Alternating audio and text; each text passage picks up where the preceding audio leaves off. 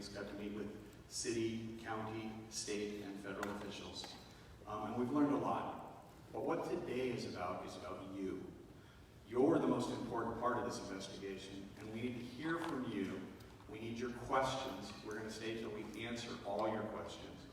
We're going to try to put everything in perspective as to how it's all tied together, so that you leave here understanding better about the history of what's gone on, what you can expect in the future, and what you can do as a community to get beyond that. So with that, I'd like to take the opportunity to introduce Erin Brockovich, who's going to talk to you about the strength that we found is in this community. And forgive me, I call it Satellite Beach. It's a whole lot of communities that stretch down the island, but we're in Satellite Beach, Florida today. Erin?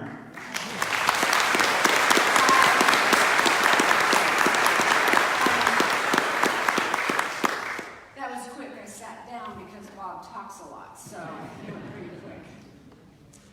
It is a pleasure to be here today, and I oftentimes feel very uncomfortable saying that when I come into a community dealing with so many people who are sick.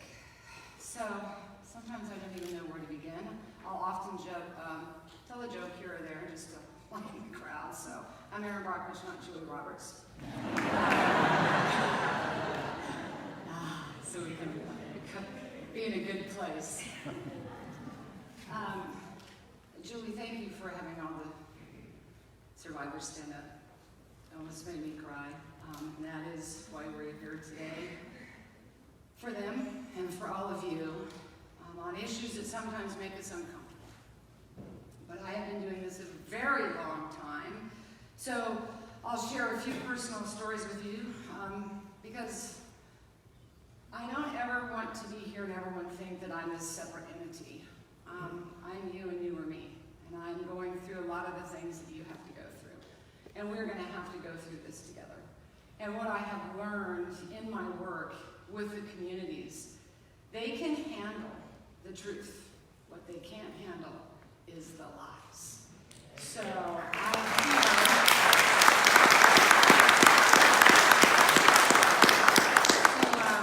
be as transparent and provide you with all the information that we know, all the encouragement that I can give, because without it, you can't make the right choices and the right decisions for you and for your family. And that's what's most important to me. That's why I began my work, was getting into a community and finding people sick, and I actually found it was odd, and I was a mother. And I was thinking, what if I saw my children's blood test like this? What would I do? And that's really where I came from. I'm a small town girl, kind of. I was born and raised in Lawrence, Kansas. And my mom and my dad taught me that the greatest gifts we have is our water, our land, the right to good health, and our family.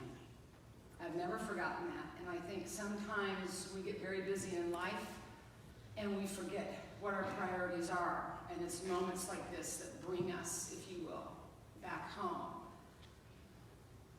I get concerned with communities, and again, I've been doing this for 25 years now. Do I date myself? I think I'm going to have to. I began my work when I was 30.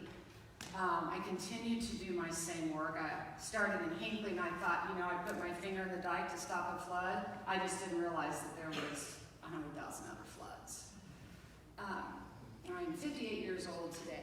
And what really began to re-inspire me in my work, not that I lost my inspiration, but was that I am now a grandmother of 4.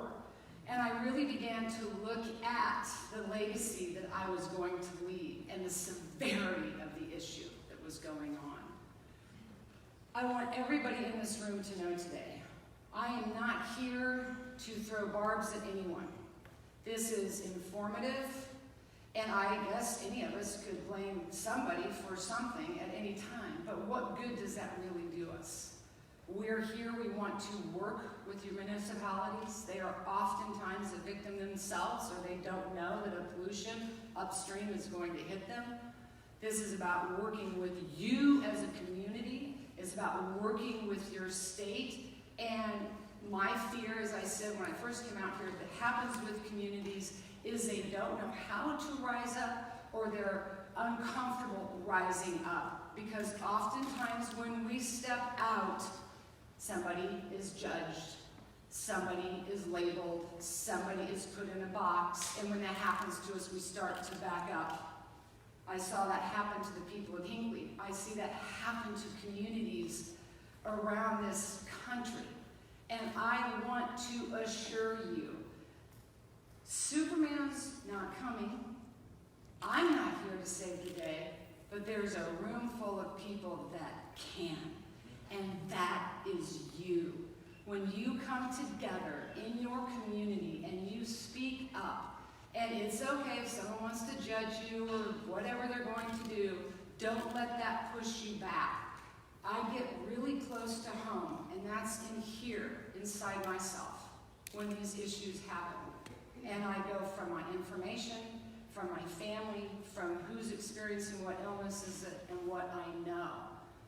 So, my 4th book is coming out next year. It's The Truth of America's Water Supply. And I didn't bring that up for that reason. In the book, in the beginning, is another thing that I've learned. I feel that communities come to me by the hundreds of thousands because they're looking for permission to learn something, to know what's happening, so they can speak out. So, if my being here today is going to give you permission to stand up, to rise up, and to speak out, then I'm handing a permission slip out to every one of you. So, know that you can do that. A lot of these issues are very political, and I'm not here to talk about politics. This isn't about right or left. This is about right or wrong, and that's how I see it. Politics should not play in our clean water, and politics should not play in our health, meaning how we get information and how we can incorporate that and speak out about what's happening to us. So if that kind of clears the level that we are here to help, and I'm so thankful that you came out. People know me from the film Erin Brockovich, and when I began my work in Hinckley, California, see, I was just using my common sense. Things weren't making sense to me. I didn't think that the water was supposed to be green. I didn't think that it was normal to see frogs with 2 heads. I didn't think it was normal to have 10 children on one street with cancer. And I too was always pushed back upon, because you're not a doctor, you're not a lawyer, you're not a scientist, you're not this, you're not that. I'm sorry, I don't have to be any of that to be a human and to tell you what I see is wrong, and I've got nothing to lose, and I'm saying something about what's happening to these people. And it breaks my heart that that's happened throughout the country, and that has happened here. I am no stranger to the state of Florida, and unfortunately there are water issues everywhere. This is a community, and a chemical that I want to talk about today is going to be PFAS and PFOA, and I know that you've all been reading about it of late. It is a chemical that has been widely used by the Department of Defense. We are finding it at every single base across the United States. Now, having said that, this is under no way meant to blame our military men and women. They write to me. They are living on these bases. They have been exposed. They are sick. They are looking for the VA to acknowledge this. So this is not to blame them, and that is super important to me. I have great love and respect for our military. I have 2 children that served. By the grace of God, my son came home from Afghanistan, and my daughter is a military police. So please know that I have the greatest respect and admiration and concern for you, because they have been exposed as well, as has the community. So this chemical, PFOA, PFOS, people often wonder what it is. As I said, it's been widely used in the Department of Defense. It's firefighting foam. Firefighters are exposed to it. The military uses it. The PFOA is basically Teflon. I don't know if you're familiar with Teflon. This is a chemical that unfortunately the manufacturers knew about 30-some years ago was a very bad actor. And again, I want to share with you, you are not alone. This has happened to many communities already. If you as a community can attach to those communities, you're going to get more strength, more understanding, and more awareness. I work in Australia with this chemical as well, and it has wreaked serious havoc. They can't eat the oysters. We've got 2 cities that cannot drink the water. They're not supposed to eat the chicken. They can't eat the cattle. This is a very bad situation when we literally are pooping in our own mess kits, and I'm not sure what we're supposed to eat if we can't have produce or fresh water and we can't eat money. So I'm very concerned about this chemical. It is the largest emerging contaminant in the United States today. So how did it get here? Most people don't know the EPA is under unbelievable stress. We could blame them for a whole lot of things. I'm not going to. They're very well-meaning. There's amazing people within that agency. They're overburdened, they're understaffed, and they're underfunded. They are working on 30,000 plus Superfund sites that they can't even get to today. It's a big issue. But they were notified that this chemical is a very bad actor and you need to keep an eye on it. So they did, and they created what was called a guideline. Most agencies, when there's just a guideline, follow that guideline, and unless there's an MCL, which is a maximum contaminant limit set, they're very difficult to move around legally because you need that in order for litigations to oftentimes occur. And this isn't necessarily going to be about a litigation, and I want everyone to understand that. The law is a tool, but by no means is justice served when you're not told the truth and people can't drink their water and they are diagnosed with the disease. And waiting 10 years to receive $1 million is not justice. Justice is knowing the truth. And justice is standing up and fighting for yourself. So this chemical has been known to be a problem. When the EPA sets out to study a chemical, they have to have good funding to study even just 2 or 3 chemicals a year. Each chemical they study takes anywhere from 5 to 7 to 12 to 15 to $18 million per chemical. Each chemical they study takes anywhere from 5 to 7 to 12 to 15 to 18 years for science to conclude that there is a problem. That makes no sense to me.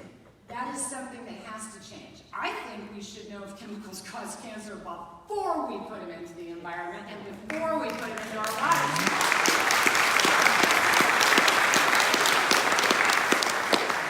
That's common sense for you, right? But that's not how the system works. Well, science is now somewhat catching up with policy. Because about 2 years ago, Bob, was it 2 years ago or a year and a half ago? 2. So just 2 years ago, science notified the EPA. Oh, Houston, we have a problem. PFOA, PFAS, PFAS causes cancer. Testicular cancer, thyroid cancer, excessively high cholesterol, reproductive issues, miscarriages. In Australia, for the military, by way of information, they have a list of 12 cancers. If the military has that, they can get on a list with the government over there for medical care, for exposure to this chemical. So it's clearly a bad actor. So what happens when that happens? The EPA's like, oh, well, we've got a guideline set at 400 parts per trillion. We need to reduce that fast. So they reduce it to 70 parts per trillion. Then what happens for Bob and I is our computers blow up because the municipalities are screaming. Whereas our budget, we can't bring it down to 70 parts per trillion. What's going on here? We've been told we could serve up to 400 parts per trillion. See, and this is where it gets scary for me and where I understand what's happening here. This chemical didn't just show up yesterday. Remember, agencies have had warnings for 30 plus years. Keep your eye out for this. Now all of a sudden the science has caught up. So what I just heard is for 30 plus years, our municipalities have potentially been running up to 400 parts per trillion of a chemical that is now known to cause cancer. Horse really left the barn on that one. And that's very concerning to me. Now here is what is important to know though. While the EPA is set at 70 parts per trillion, many states are going lower than that. And the state of Florida can rise up as well, look at this issue, and set a guideline they're going to go by. They can listen to their people. They can find where these problems are. There are solutions, and we can come together and how we move forward and have a cleaner water system for all of you with more information so you can defend and protect yourself. In California, we're going low as well. We believe the CDC is going to go down to 7. Now, I know these are kind of technical issues, but they're really important to know. And what happens to me when these situations occur is I cannot keep up with the work. From the community members calling me, is this why my son has testicular cancer? Is this why I lost my child to kidney disease? Is this why I have excessively high cholesterol? Is this the reason for my 8 miscarriages? I'm inundated. And when I say you're not alone, you are not alone. I have had phone calls and work in Alabama, New York, New Hampshire, Vermont, West Virginia, Michigan, Minnesota, Colorado, California, with communities suffering just like you. It's a national problem. Now, Bob and I plan on going to D.C. a lot more, and we're working on how we're going to get some federal and national policies in play on this chemical. And it breaks my heart. But my hope, and what changes everything for me, is you. It's the people. And I do want to share with you where I'm seeing that change happen, and they are rising, and I want you to be encouraged by that. In Hoosick Falls, New York, I've never seen anything like it. It's a big PFOA contamination. I watched the children of this community, and they were on well water, who got their blood tested by the health department, which, by the way, can happen here as well, so they could at least see what their PFOA blood levels were and how to move forward. And the health department in upstate New York did that. These kids' blood levels were 100 to 500 times what it is they would even expect to see. These kids did a march on the state capitol, and they wore their blood placard levels around their neck on a placard card. Children marching with placard cards that have their PFOA blood levels on them. Well, I'm shocked. But the hope was they rose. And the government responded. And in this situation, Governor Cuomo changed the statute so they could move forward with the litigation for some hope of recovery for what they were going to need. But they rose. I share moments like Hannibal, Missouri, and I'm going to share with you today why I want you to get involved, and I'm going to go over it again and again and again. You can do this. Don't look for that hero to come save you. Be that hero in this community, all of you. And I'm seeing this change occur. And that's where we're going to have to go. The idea of being complacent and thinking someone is going to save us is over. We have to be active. We have to be informed. And we have to get involved. Hannibal, Missouri. Bob and I got called out there. They had lead levels higher than Flint, Michigan. And so we went to a community meeting. Started off with how many people, Bob? 10. And they weren't going to have it. And they got to know their neighbors and talk to their neighbor. And this is something that's really important. How well do we know our neighbor these days? It's amazing when we get out there and speak to them what we learn. They too are experiencing issues. Look at all of you here in the room. Very similar to each other. So in Hannibal, the ladies went and informed others, so the next meeting becomes 30 and then 40 and 50. And he said, what else can we do? We've educated the town, we know what the problem is. And Bob and I talked to them about getting involved in local politics. We forget right here in your own backyard, your own city council, where so much begins, is something that you need to be a part of. How often do you go to your city council meetings? Not very often, because, yeah? 4.5 years ago, Good. Well, I hope there was a whole lot of people in there with you, because oftentimes, no, she's nodding her head no. They're in there talking to themselves, because they don't know that you're mad or have an issue that you want to talk about. Go and tell them. That's where the process begins to work. You're all seeing this happening, aren't you? And being here today. So they did that in Hannibal. They said, well, we're going to run for office. And 2 of them ran, and they won. Guess what happened? They put a referendum on the ballot because they knew why they had lead in their water. It went to vote. Everybody unanimously voted no, we don't want that in our water. And here they are, now getting lead-free water. I believe, and I always have believed, in the power of the people and the change that you're going to make. So I want to share that with you today because it's daunting for me everywhere I go and to see this happening to so many people. And I hope you know that you're my inspiration and you're my hope, that we will rise up and we will speak out. So the PFOA and the PFOS, I'm no stranger to it. You're going to get to know more about it and how important it is you rise. So I want to share with you my community health book because it's going to give you, I hope, a place to report. Oftentimes we report, we don't trust who we report to, we don't want to say anything about it because we don't want someone else to know something. So this is a private place for you to report. And is it, who has the, who am I looking at to bring up community health book?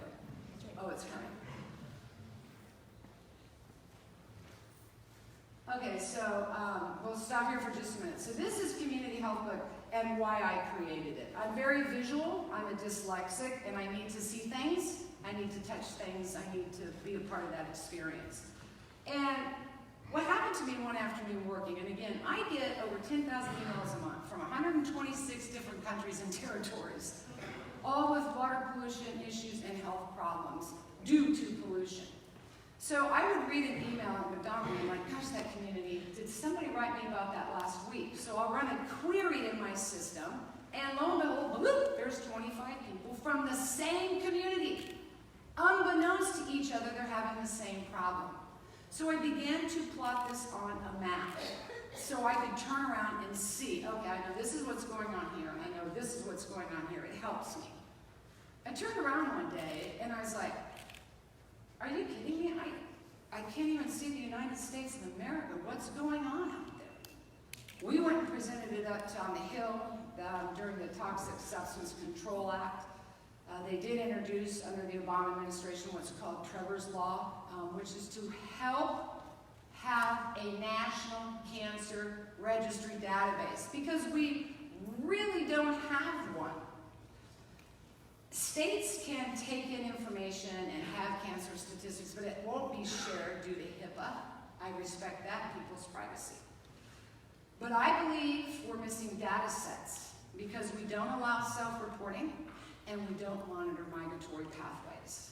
My map is showing that we're able to start finding those data sets, which will be helpful not only to you, but helpful to doctors, helpful to research.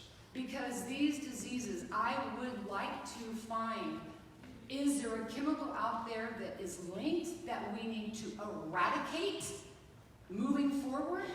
Is there research that we could do by knowing more numbers that could help people, save people, change a life? That's what we're hoping Community Health Book can do. It's your community health book. So this is how it started. And the next map I'm going to show you is I put together a collage for you. Welcome to America's water supply. Every single day, from every single state, I'm getting these photos. Black water, yellow water, green water, orange water, what's in my water. And every time, unfortunately, we'll get in there and we start to see the chemicals. And every single time that happens, here come the people. Does this explain? This map, we hope, will begin to draw some correlations with information where you can go and see the big picture as well. So we can begin to find solutions. Whatever we're doing over and over again, expecting a different result, I think is a definition of insanity maybe. We've got to start changing, moving forward, how we're going to deal with this information and start looking for those solutions. So if you go to the next map, can you get actually on, I just have a quick idea. The website, communityhealthbook.com. Is there any chance we could do that real quick and then come back to this real quick?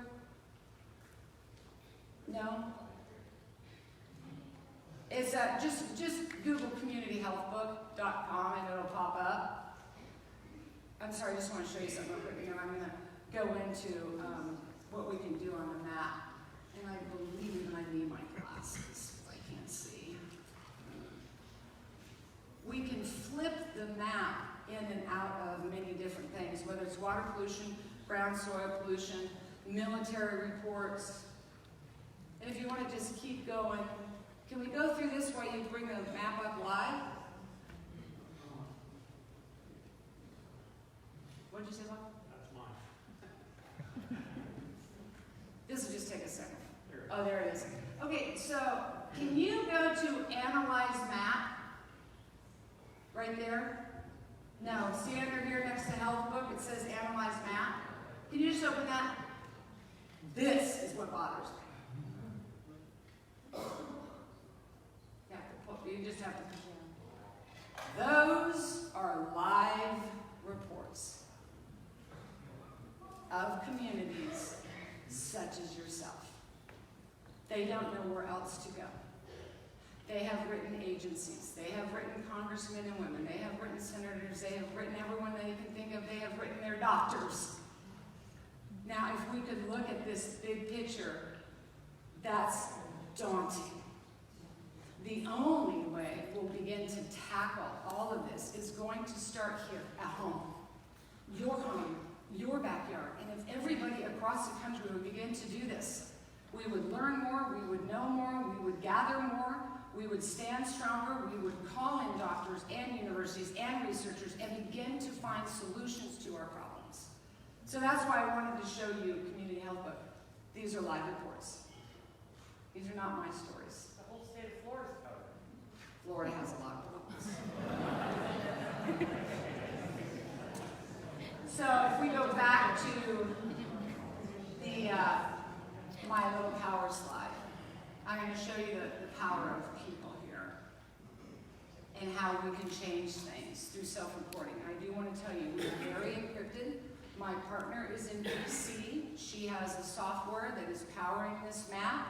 She uses her software with FDA and other agencies in monitoring all imports and incoming food.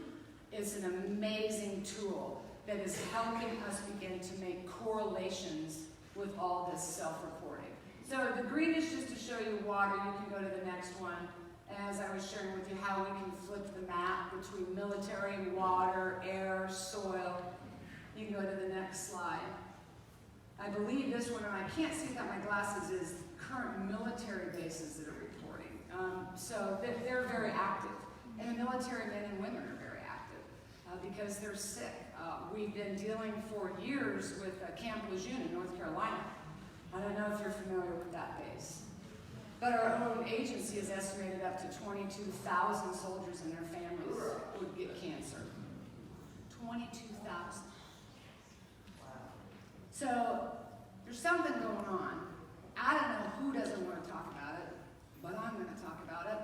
And I think communities are rising up, and doctors are rising up, and even our politicians and local officials are rising up and saying about it. So the next map, I don't have, this is heat sensor. So we can flip it by heat sensor. So this just gives you a visual of what it looks like by heat. And it's funny because I'll always have realtors tell me, ooh, that helps me know where to move. And I shouldn't laugh, but I do want to say something right there really quick with the real estate, because I know it's a concern for people, as I said it is. But please remember, many communities have been through this before, and they begin a cleanup process, and they continue to move on, and their values come back. So I know that startles people at first, but we're going to have to work our way through it, and you'll come out the other side, and those values will be there. I tell people, it's like, you know, when you remodel your house, you got to fix up the pool and do a new bathroom. What happens when you do? You know, the appraisals go back up. So it will. It's not funny, but I do know that it frightens people. So, yeah, you can kind of see the yellow. But so this is where we flip, and this is heat map with filters by questionnaire, and it'll tell us where hot spots are. So we're actually starting to see what possibly could be clusters. So I think the next map is that one. Okay, here's what I want to talk about. You're definitely going to see Port St. Lucie, Florida on the bottom, which has got a big problem. This is the power of people. Because of their reporting, we're starting to see that because we haven't monitored migratory pathways, we don't know where people have gone, and here's the importance of it. Hinckley, California is a perfect example. Everyone kept saying there's no cancer cluster, no cancer cluster, no cancer cluster. I didn't start Hinckley for a cancer cluster, and whether you're a cancer cluster or not shouldn't matter. When you have a community that's got 50, 100, 150, 200 people or more with cancer, I don't care if it's a cluster. You need to be looking at it, and you need to be finding out why that's happening in the community. So please, do not think that because you're not a cluster, there's nothing wrong. That's not true. In Hinckley, they did a whole study, Loma Linda University, and concluded that there was no cluster. And the reason they didn't is because it came in at 99%, 100%. But the media like to say, well, you know, Erin Brockovich is wrong, there's no cancer here. Okay, fine, fair enough. But let me ask you a couple of questions. How many people did you anticipate statistically would have cancer in that area? 226. Good enough. How many did you find? 199. Ooh, close. Okay, but go ahead. Now we're going to ignore the situation. I said, so did you look up death records to see who lived in the area and who's passed away? No. I said, well, did you monitor people who lived in the area for 15, 16, 17 years and where they moved to and how are they today? No. I said, well, that's interesting because I have. And 110 have moved away and all 110 have cancer. Add that to 199. I may not be good at math, but I think that exceeds 226. We're missing information. And I know people will get mad at me and say that you don't have all the information. I got into it with the scientists on the phone, and I'm not against science at all. We need them. We need every single aspect of medicine and research and science and communities to look at it. Don't ignore it. Just look at it. Let's talk about it, and let's see what's happening. And so they've gone back and started to take a look at it. But we're seeing, because of how we migrate away and we can't report back, we're missing a data set. And as I said, the scientist said, well, let's be honest here, you don't have the information. I have no problem with being honest. I have no problem telling you I'm wrong. And I said, you're right, I don't have all the information. But this is what I want to say to you. You don't have it either. So if you're going to tell me that I can't say for certain that this is affecting these people, you can't say for certain it's not affecting these people.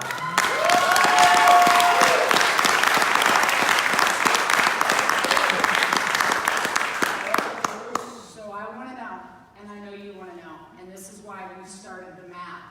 And so up top is Quincy, Massachusetts, of people reporting. Otsego, Michigan, I really want to talk to you about.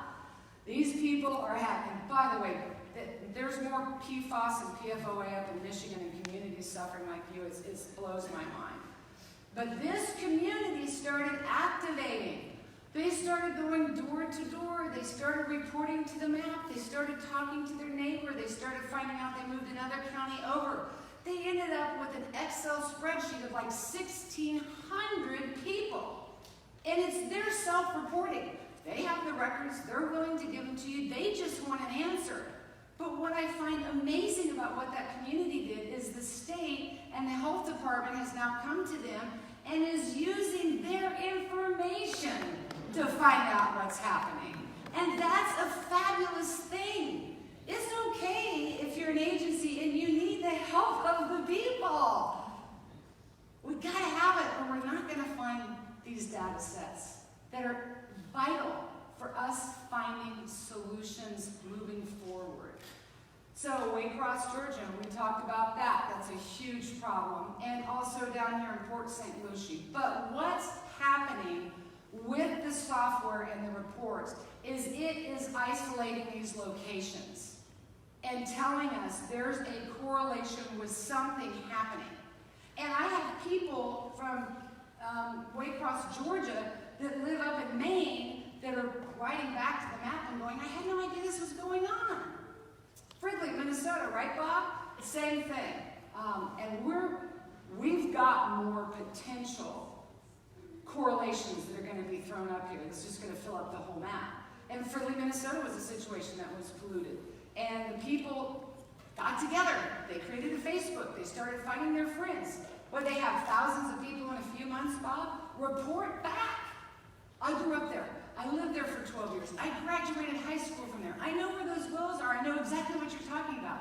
But what blew us away? 900 out of those few thousand reporting had cancer. That's a number not reported to the state. I know this is scary. It scares me silly. But we have to look at the information. And when we do, we can start our work that's necessary. So I want you to know, there is no way I can do my work without you. And I think that ends the map. And is that the last slide? I think so. That's why I wanted to share it with you today. Bob is here, and I could stay here all day and talk. I know it's Saturday, right? Yeah. I was in Australia for 3 weeks before I came here. I'm kind of like lost on my days, but I do want you to hear from Bob. And I'll bounce back up here. I'd like to hear from you. But I wanted to share this with you today, so you know you're not alone. You do have support, not only from us, but you got support here from an entire roomful, and I think an entire community, and the importance of us working together and setting down those differences. Because, you know what? We all have a lot in common. And I'll tell you, all of us are going to be in the same boat when we don't have clean water, and we have polluted food, and we're all sick. Game over. So I'm not one to give games up real easily, so I'm going to continue my fight. I'm going to give you my permission slip, and I hope you join us in moving forward so we can find more answers for you as well. And I'm not done yet, but I am going to be quiet now, so Bob can talk.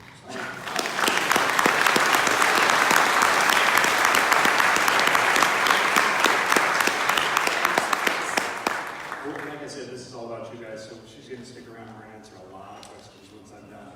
If we could pull up my slides real quick. I usually don't do an outline because I'm usually focused on a particular topic.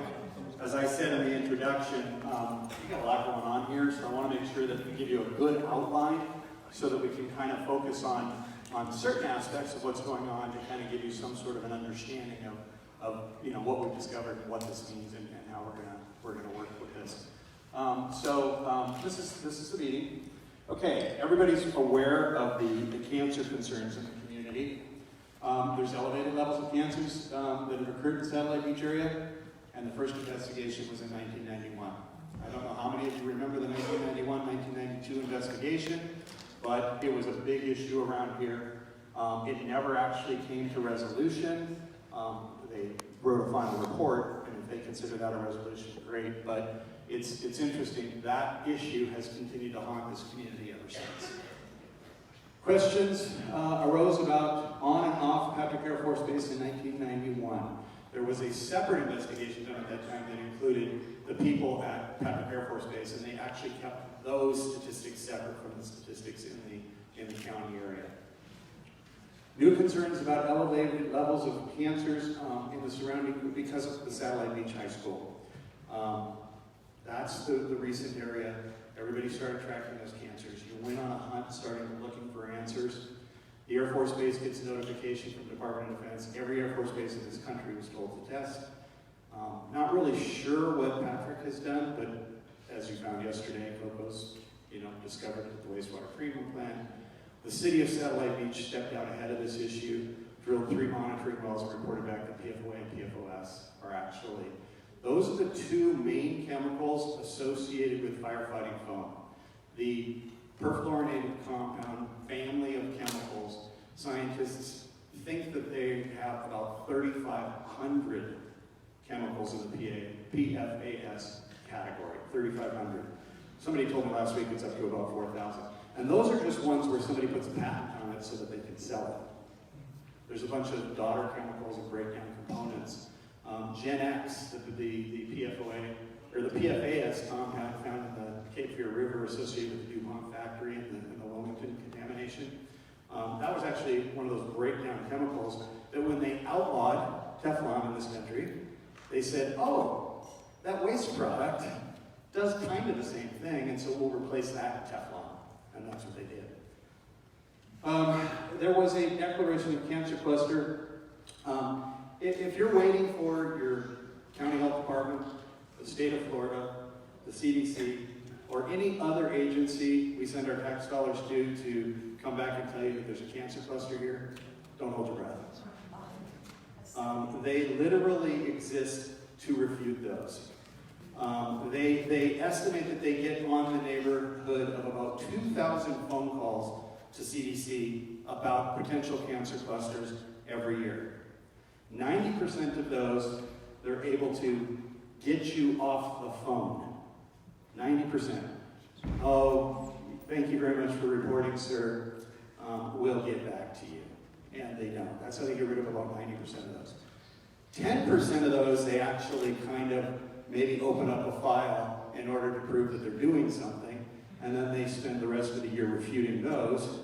And less than half of 1%, they actually do what they're doing here, where they kind of pretend to study it, but know that the goal and the objective immediately is to refute the concept of the cancer cluster. So I will tell you, since 1922, all the cancer clusters in the world fit on one 8.5 by 11 sheet of paper. Okay? They don't like to admit they exist. They're not going to exist. There's no national cancer registry. Everybody in this country is told, oh, well, just, there's the federal government, they have the CDC, they have the National Institute of Health, they have all these health agencies. There's no national cancer registry. Each state is on their own, and each county reports to the state. But if you go to a cancer hospital or a cancer special hospital, that area is specifically designated as a cancer hospital. That's where the cancer is reported. That's the zip code that's tied to it. And then they bury it because it's a center for reporting cancer.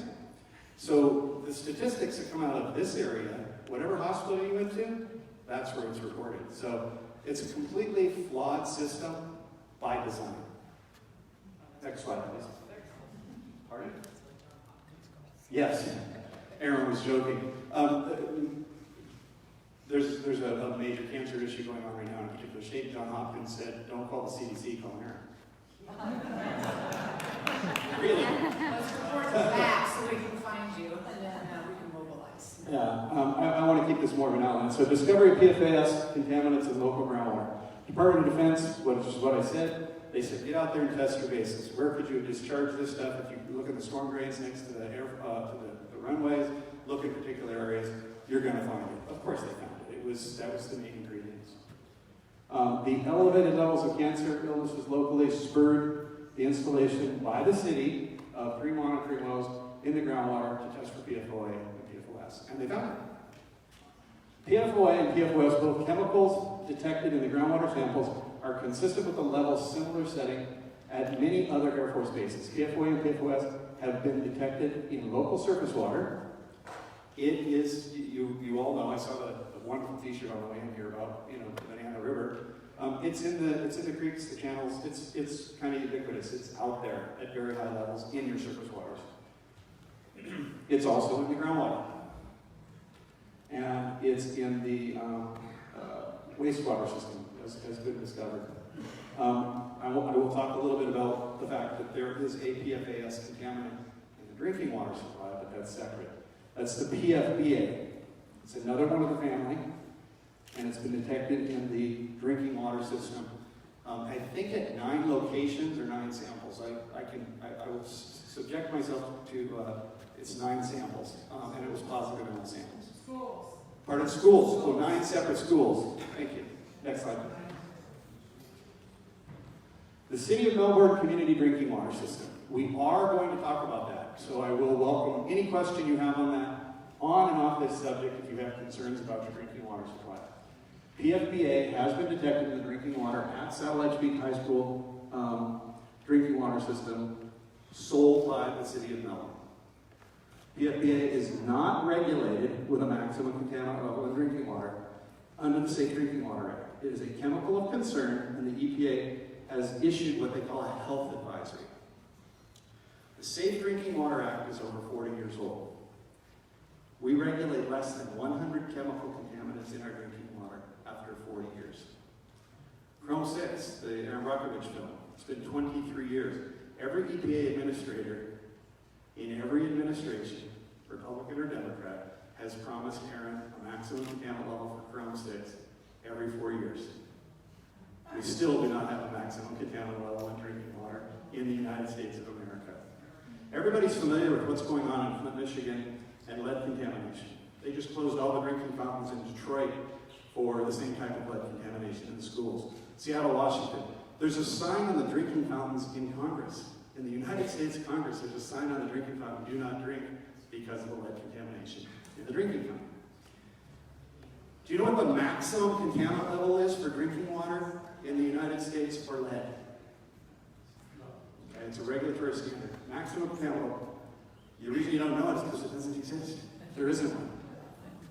It's an action level. We have public health goals. We have maximum contaminant level goals. We have maximum contaminant levels. We have health advisories. We have good ideas. They don't mean a whole lot of anything. A maximum contaminant level violation is the only thing that a regulatory agency can actually issue you a citation for. The equivalent of a slap on the wrist. That's it. All the other 150,000 chemicals in commerce that find their way into our drinking water supply, unregulated. So, as the State Safe Drinking Water Act administrators have recognized, we're on our own, which is why 14 states have said, screw you, EPA, we're setting our own regulatory standards for PFOA and PFOS. And they have. They've abandoned the federal government.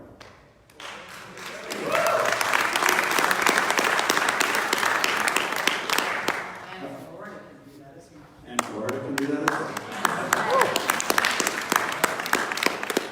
well. Okay, here's the other issues that we want to talk about. The City of Melbourne Community Water System has an ongoing concern with disinfection byproducts.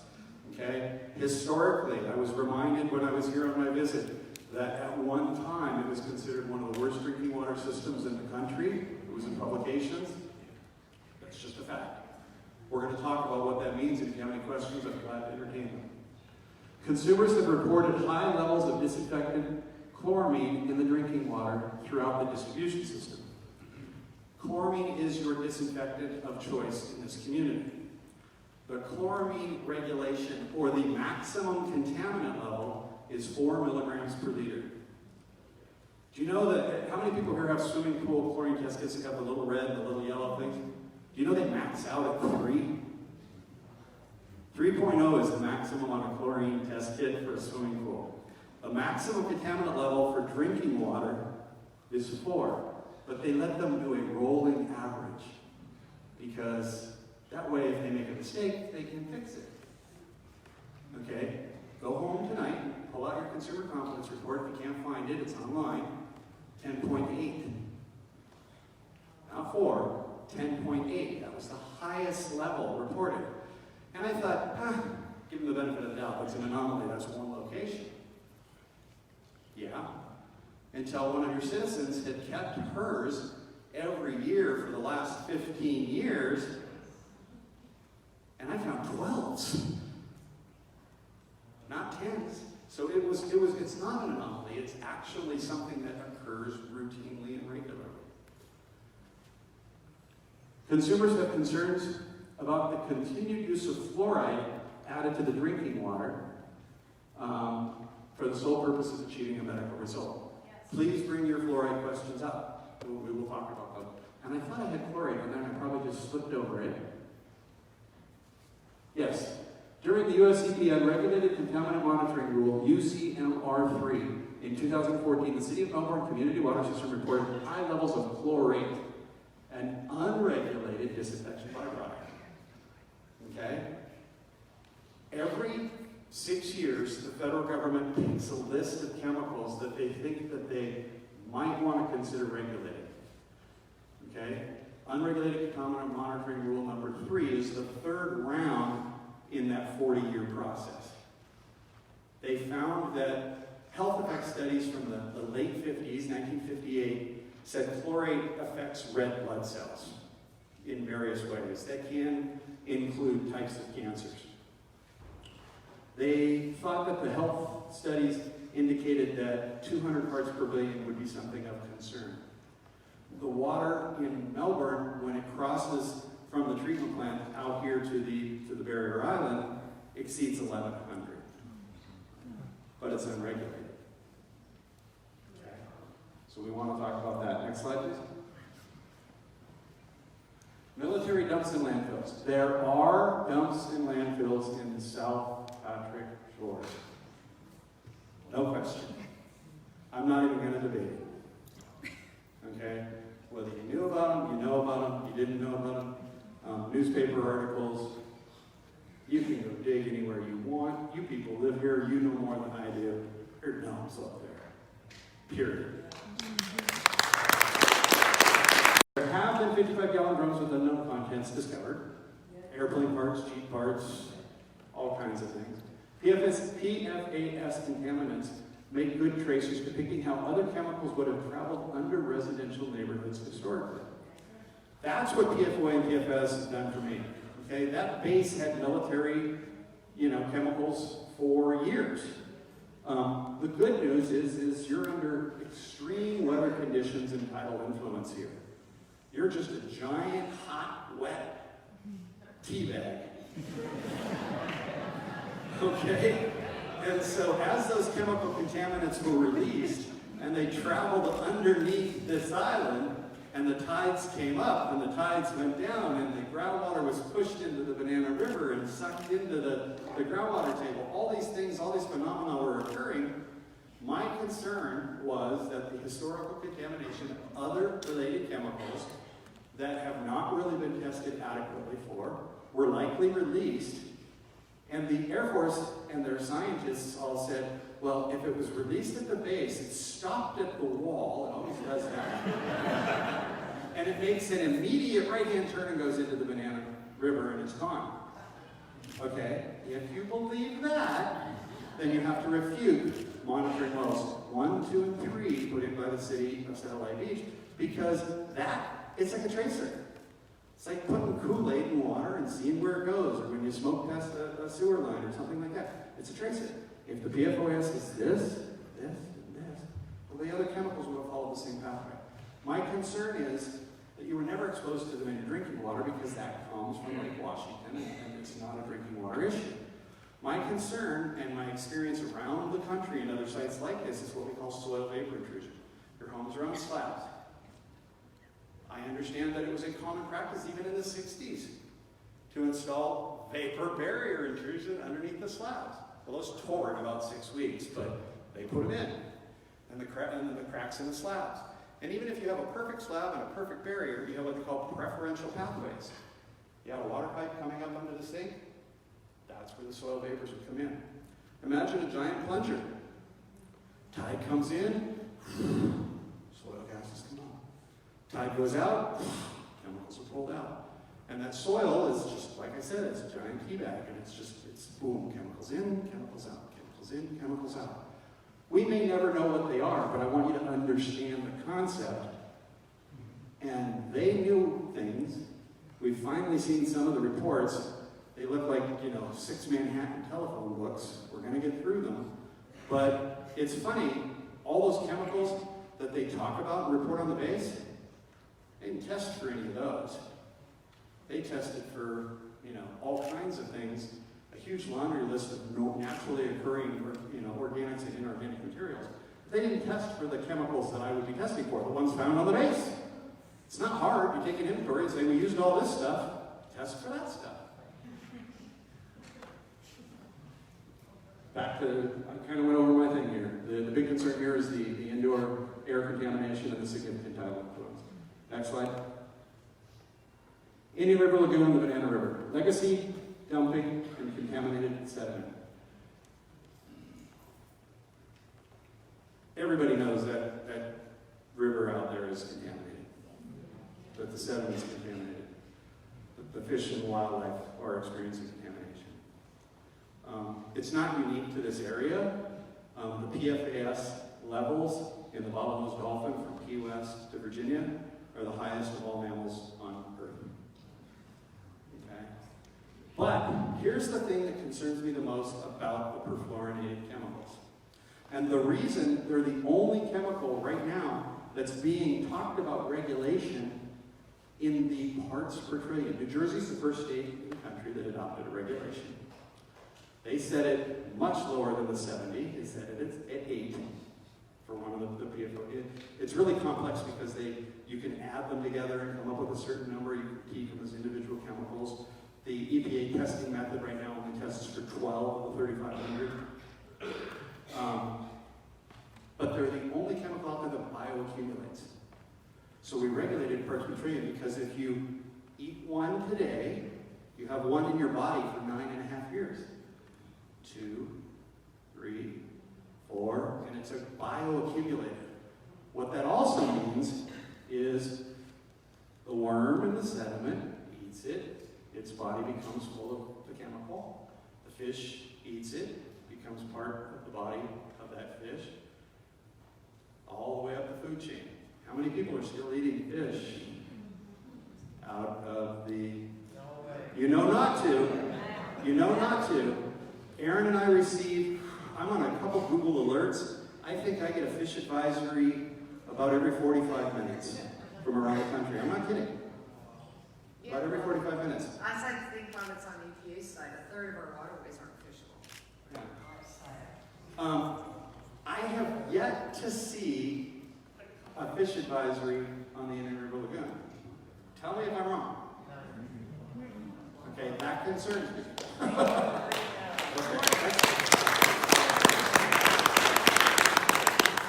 We're going to talk about the septic system failures. And the reason I'm concerned about septic system failures is the nutrients that everybody's talking about, because we're going to spend the rest of this week down on the Okeechobee issue and the nutrient concern and stuff like that.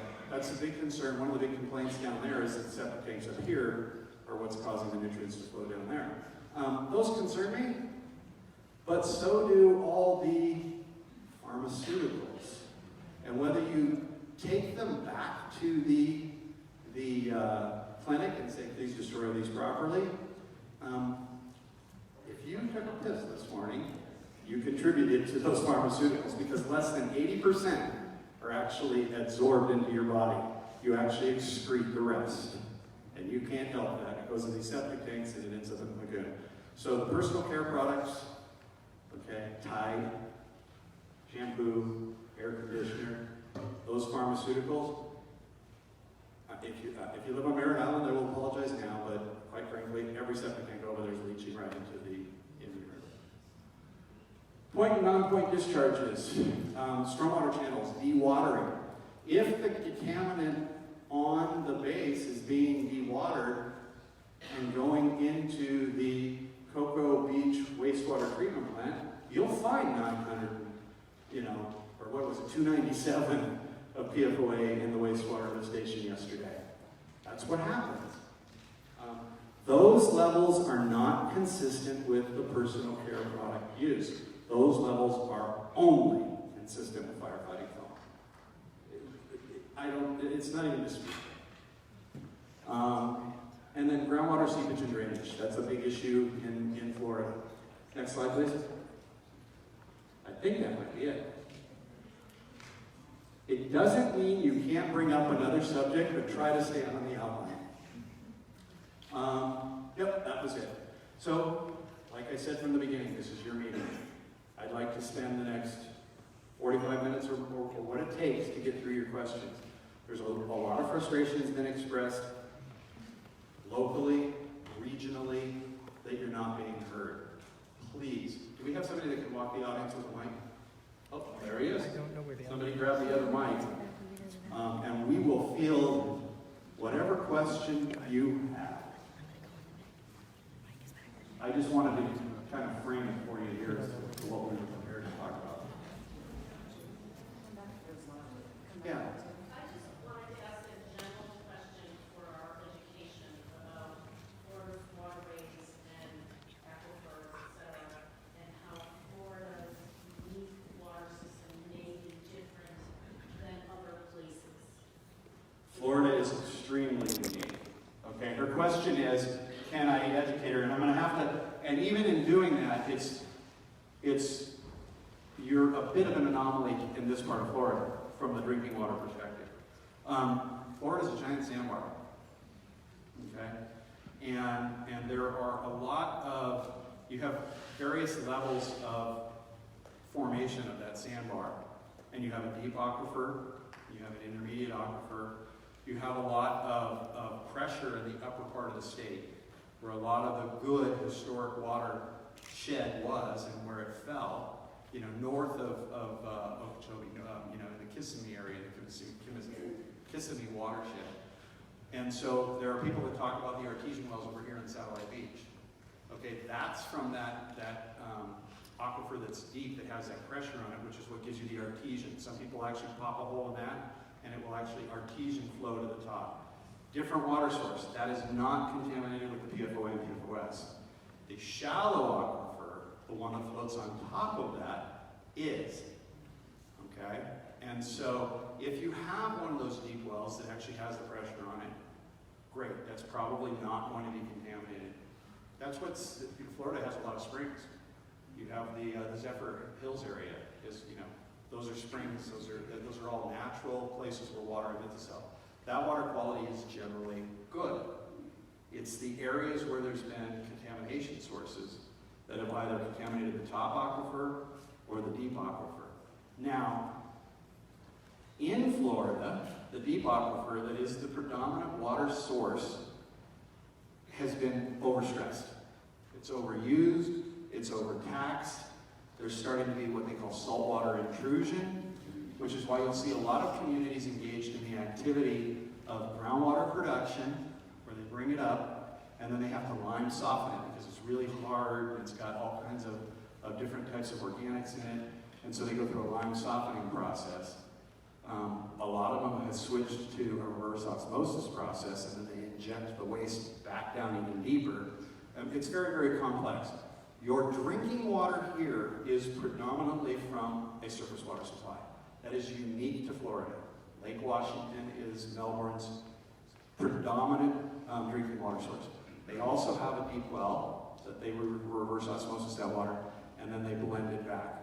Without getting too complex, on any given day of the week, in certain parts of the system, you could be on all well water with certain chemical characteristics unique to that source and treatment process, or on all surface water with its own problems and unique characteristics.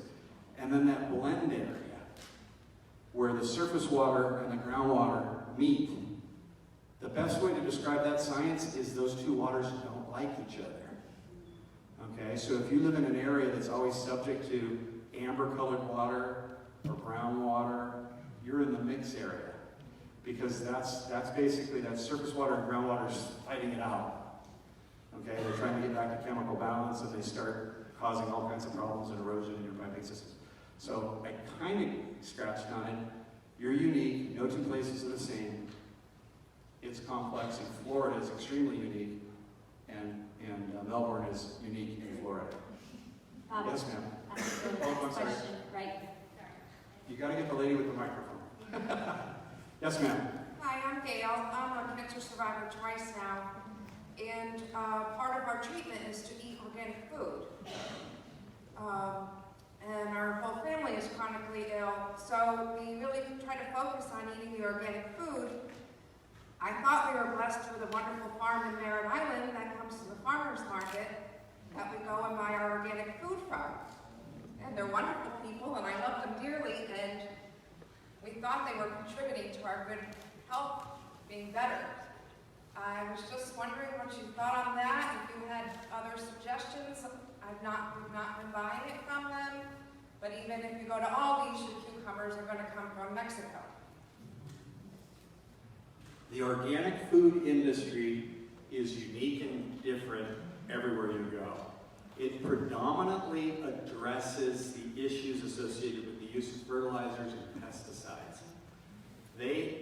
In all fairness, they were unwitting victims as well. I don't think they ever knew, if they're using a source of water that is contaminated, that it was. You wouldn't naturally think that you would be using a contaminated source of water. I spoke to the farmer last week, and he said the water that they use is from a pond on the property. Okay. And he felt that it needed to come through the lock, some kind of lock to get to them, is what he told me. Yeah. Once again, I would have to. But he wasn't even, because he's had other problems, this helped out with his wife this summer, so he wasn't even aware of the whole cocoa issue being as bad as it was. Right. How many of you are on well water? Yeah. Well, there's a difference. There's well water for irrigation, but not for drinking. But irrigation is still a problem, so. Yeah, absolutely. We should, kind of clarify some of that as well. There's A lot of people on well water think if the county comes out, they're testing. They're just really looking for E. coli. So going back to the farmer there, I mean, it's really important that you test that well water. I mean, we find some of the worst contamination, unfortunately, there. I can think of many places where we've been. So if you have well water, you should be testing it as well. Well, for landscaping purposes, but not drinking. Yeah, not drinking, but the landscaping, there's issues with, inhalation factors and stuff, and irrigation, so it's good to know. A lot of people don't do that, so that's why I wanted to ask, because I oftentimes have to be reminded, we have 44 million Americans on well water, and that's a system, whether it's for irrigation or drinking, that's somewhat off the grid. Next question? Yes, ma'am. I live in Brevard Island, and we built a pool, and the water table was like 2 feet down. And our water comes from cocoa. So there was, this concern, but we felt like that, because our water came from cocoa, that everything was good. My concern is if Merritt Island is contaminating the Indian River through the septic tanks, is there any possible way we can do anything about that? Well, there are new types of septic tanks. If you're a homeowner that's concerned that you don't want to be a contributor to the problem, there is an expense to it, but you can have a septic, company come in and actually, treat for that. I do not believe that the PFOA contamination, or the PFAS, the family, has impacted. Here's the frustrating part about this. The article came out, they even put the headline out, Cocoa Beach reveals PFOA and PFOS discovered the day before Erin shows up. Should have seen the pictures I got the day I showed up. It's difficult. That is wastewater in cocoa. Now, I'd love to be able to stand up here and tell you cocoa water, Cocoa Beach water, Merritt Island water from cocoa, it is PFAS free. The reason I can't is because they haven't tested. Okay? My state of California, after a significant amount of shaming that Alabama was ahead of California. That's usually an effective shading. Finally dropped from the 70 to 12. And they touted, look, we're a progressive state, look what we just did, wasn't that cool? They didn't require anybody to test. They just dropped the level. It's up to you to test. Cocoa hasn't tested. I hope it's not there. I don't have any reason to believe that it is there. The problem in this county, and in this state, and in this country, is rules are often cleverly written with the intention of skirting it. Okay? And that's how it's often done. Until your community drinking water system tests the source, the treatment process, and the distribution system, you don't get a clean bill of health. Okay? Frustration with the Melbourne source. Okay, it is not PFOS, it's not PFOA, it is PFBA. It is in that group of 12 that are being looked at for the health advisory. The school district tested and found it. The school district tested and found it. The school district tested it and found it. Thanks to our awesome school Yeah. board members. Okay?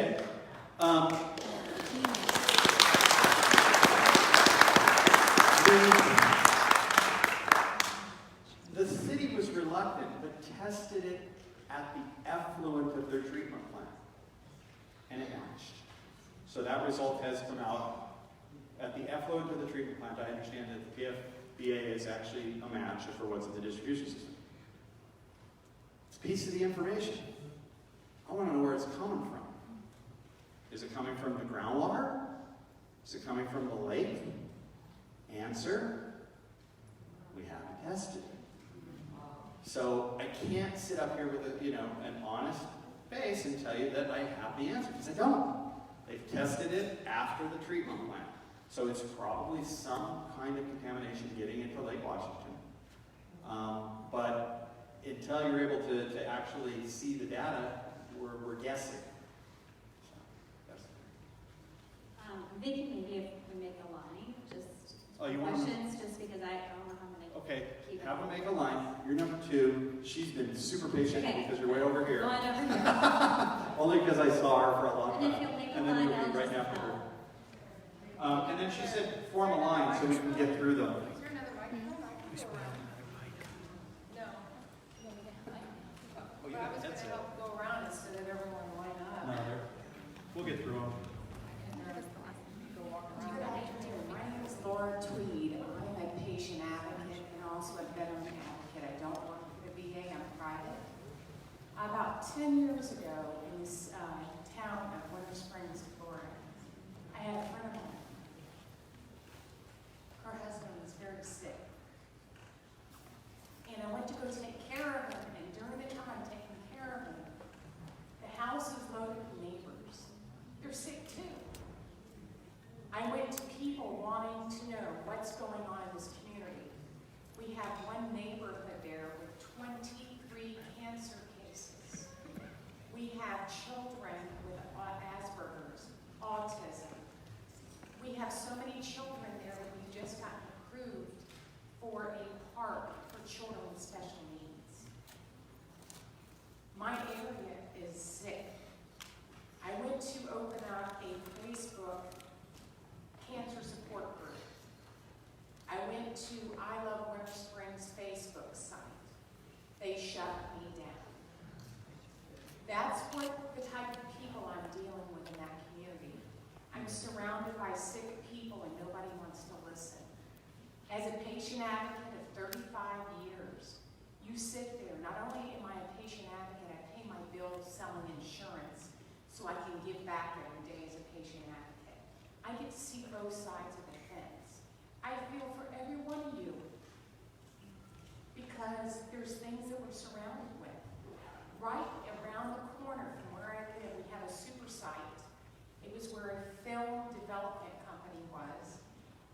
the city has the fire department doing their practices there, throwing their trash, and it's getting into our storm water. Nobody wants to test anything. We've got a meat processing plant with runoff over many years ran into, I don't know if it's called G or G Creek. And every one of these houses in this one neighborhood that back up to the creek have had cancer, or have died of cancer. Nobody wants to listen to me. I came here today because I know what's on the stage. As we call it in the state of Florida, in the Spanish community, which I'm not Spanish, but it's called big kahunas. I'm so glad you have those, Erin.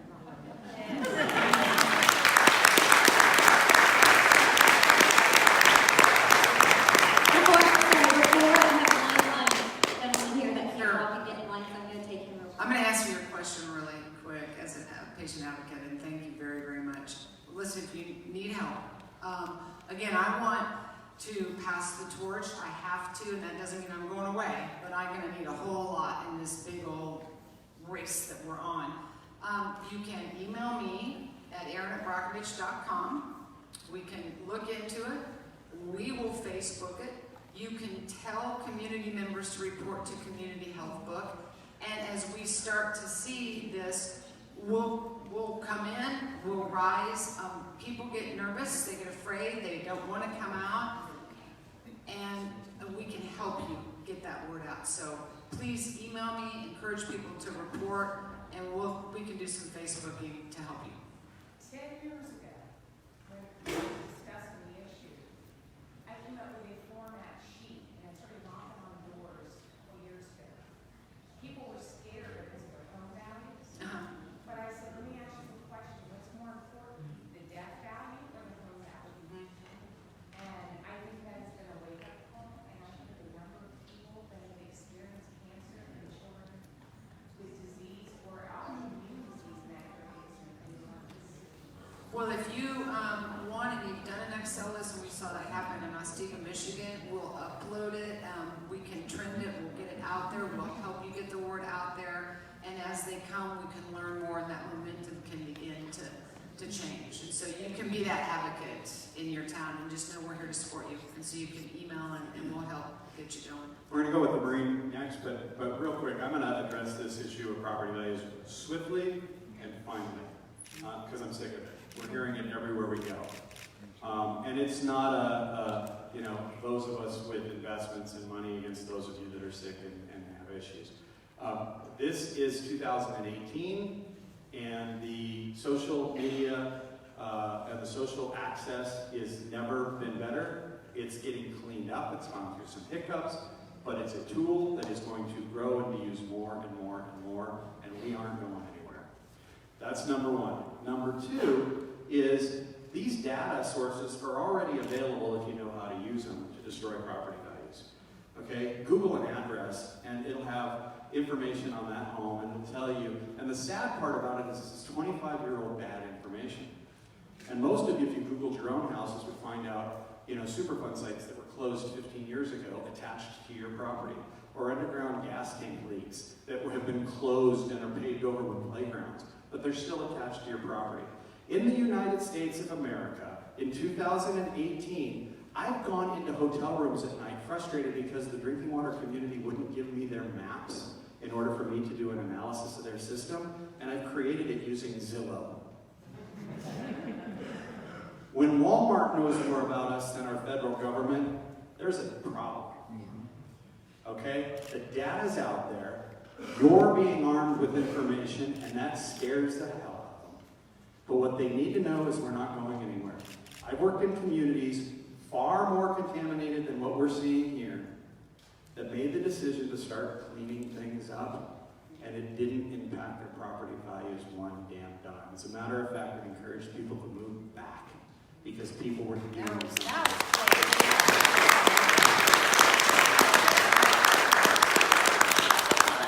My name is Mark. I live in Satellite Beach, right on the beach condo. The water at our condo, I believe, in the toilet and even on around these are reddish orange lines. What I'd like to know is,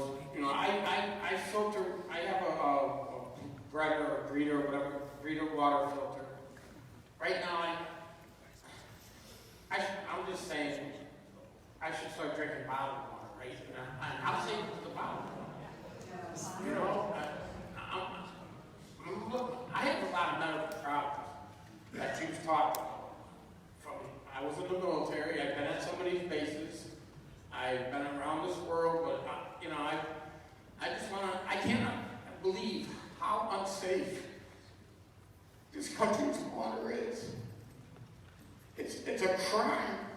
And why isn't the federal government, they should be doing everything in the world. This is our water. It's life, that's what we need for life.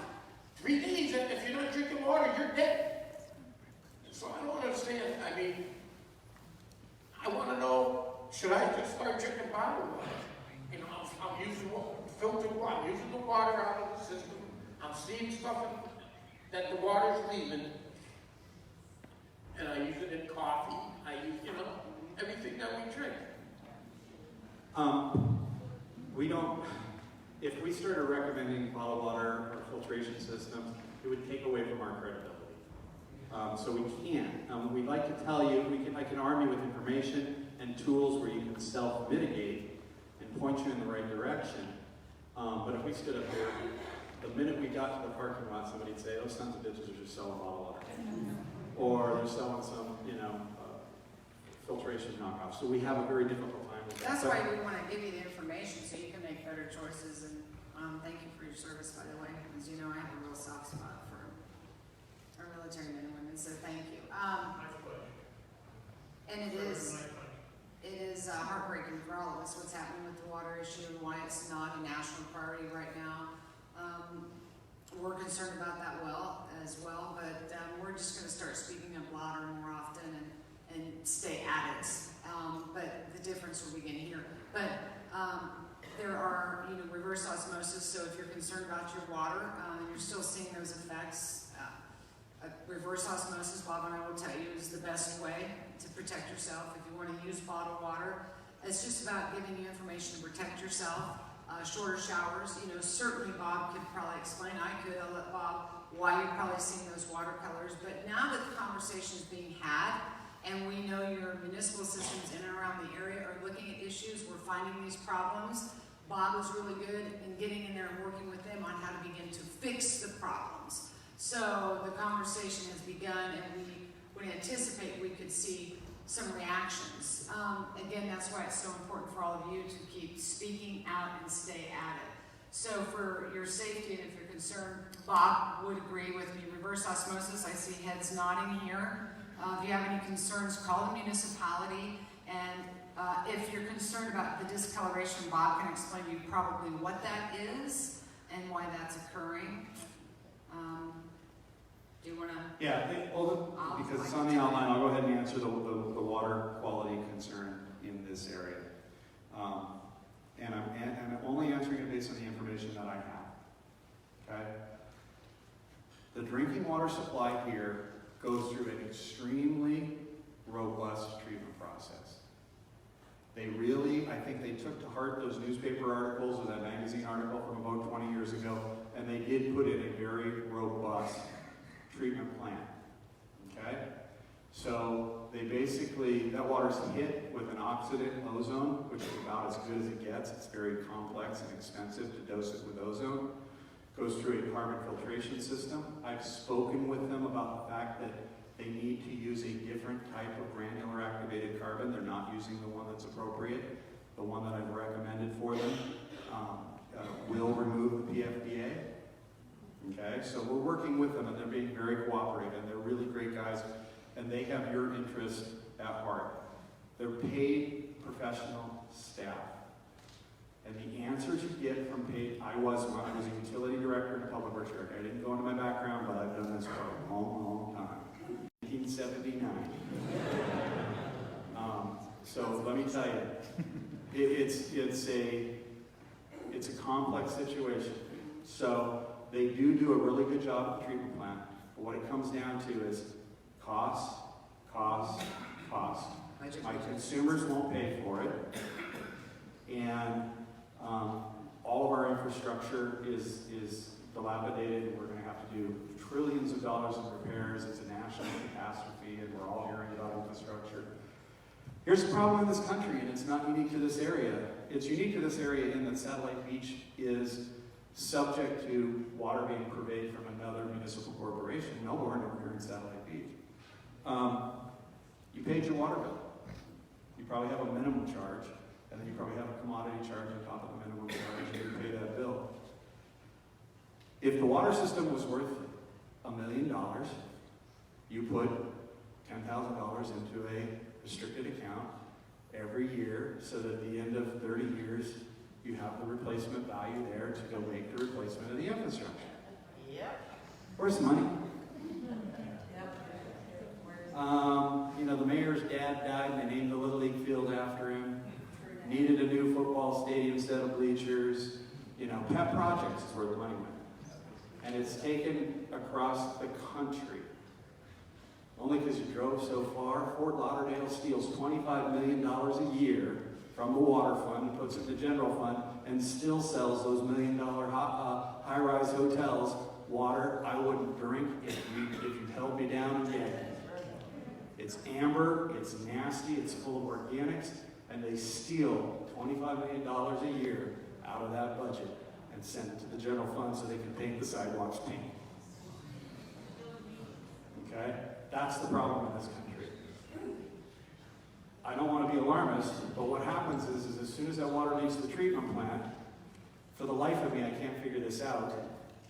It's a phenomenon in Florida that needs to change, and it needs to come with the state down. You still use chloramination. And the reason that they say they use it is in order to bind the chlorine with the ammonia molecule in order to get it this far distance. I understand that. But then they have booster stations right at every bridge when it gets here, and they kick it up to 10. Okay? They clean the water up and do a terrific job, and then pee in it. Because that's what ammonia is. And they do it so the chlorine molecule binds with the ammonia and makes it all the way over here. For crying out loud, don't do that. That's causing the rust to come into your home. That's the red stain that you see. It's rust. And Bob's talking about when I shared with you in Hannibal, Missouri, that was why they had lead in their water, because of the use of adding ammonia to chlorine. So it caused a caustic distribution system, so all the iron and the lead, that's the color that you're seeing, along with the lead, leached out into their water. So the chloramine is a big issue. I know you said it trickles down from the top, but we got to shift that, and we need these communities. Y'all need to know what ammonia is. You need to get to your city council, and you need to start fighting and pushing up to get them to stop. But you can't do it.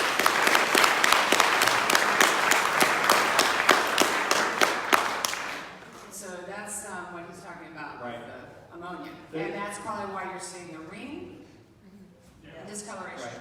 If anybody's changed the black flapper valve in the back of your toilet tank and it's all gooey, that's chloramine doing that to you. Okay? But you bring up a good point. I'm sorry to interrupt you. No, no. I interrupt Bob all the time. I don't mean to be rude. We're actually being nice. We We are being nice to each other. We've worked together for like 22 years. He's like my older brother. Because he always says I'm the older sister. But it's important, and you brought up a great point that we forget about, and I want to just remind you. Your ice makers, your coffee makers, those filters in there, you need to change those out and be aware of this. And what people don't realize is oftentimes with filtrations, if they get clogged, then the contaminant just it doubles in its amount and spills back out. So if you have that, it's just a good idea and good practice. And again, to give you tools, know what's in your water. Listen, none of us can treat anything if you don't know what's in your water. We're obviously finding out we have chemicals in the water. Again, Bob will work closely, we hope. We're here to work with the municipality, certainly him, to make the changes necessary. But there's little changes you can make at home to protect yourself as well. And your coffee filters and ice makers and stuff. Showers and bathrooms. Well, again, depending on the chemical that's in there, that's an excellent question. You can get exposure, yes, from your shower. Your largest organ is your skin. So we see people who are on boil water notices or know that they have a specific or high levels of that chemical. They either don't shower, or they go to the local gym and shower, or they take extraordinarily fast showers. But that is important. Inhalation is what happens when you shower and you have those chemicals. So know what's in your water. And Bob can share with you, I can share with you that as well. But you're getting your quarterly monitoring reports. You should be of what's in your water. No. Yes, some yes, some no. Don't be afraid if you haven't gotten it to ask. You can go online to see what's in it. If anybody ever has an issue, I've already told you my email, Erin@brockovich.com. We'll help you decipher through what that is. But shower filtration is necessary, certainly if you're having water issues. And again, that brings up something we were kind of talking about with you, reverse osmosis is best. You can't filter, if you have PFAS in your water, and nobody's tested to see if you have Chrome 6 in your water, and you're using a filter, that filter's not going to remove the Chrome 6. Each chemical needs a different stage of filtration. That's harder to find on a shower. I'm sure we're going to get follow-up questions because we reminded them to just go off on all this stuff. Go All right, back to our line. This line here. We're gonna try to get through these and then we'll give you guys. Yeah, if we talk to you, just tell us to be good. Hi, I had a question. You mentioned briefly something about Lake Washington water and how getting groundwater into that. Wasn't there a report published that said that certain amounts of groundwater were indeed pumped into our water supply, Lake Washington, in order to raise the tables? It's in one of the 59-page report that we published. And my second tiny question has to do with the city of Satellite Beach. If they're pumping water that now has known contaminants in it, how is it okay to put it in our storm drains out to our lagoon? Because that in itself will saturate as well. That's my comment on the question. They don't have any permits for It was a double, so I'll try to summarize them and then correct me if I get them wrong. I'll answer them backwards. The first one was if they're doing groundwater dewatering, because somebody said you did a swimming pool with 2 feet of water over here. If they're dewatering for construction activity or something like that, putting it into a stormwater channel, it needs to be done with a permit, okay? Because it's the Clean Water Act. It's not the Safe Drinking Water Act. Completely different act, okay? And believe it or not, in the United States of America, you are allowed to drink, but you cannot flush in the toilet by law. That is a fact. The Clean Water Act is actually more stringent than the Safe Drinking Water Act. So an unregulated contaminant like that, it's supposed to make the list. PFOA and PFOF and the PFASs have made that list. The federal government has the jurisdiction over the state of Florida to regulate that.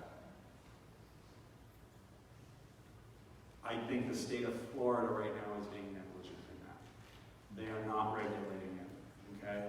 I've actually had to treat, for some of my clients in my day job, I've actually had to treat contaminants that were never used in a drinking water system. They were used to make steam that gets concentrated. If it had a contaminant in it, I couldn't discharge that steam back. That's the same thing with a dewatering permit. They're required to do it. Your first question?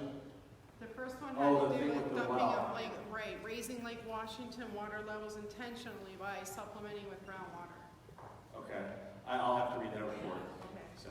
And yes. they do that. We just talked about that this morning. You know, depending on what the water is doing, if it's a high table, a low table, on seasons they bring in water from one source, and then next season they take it away.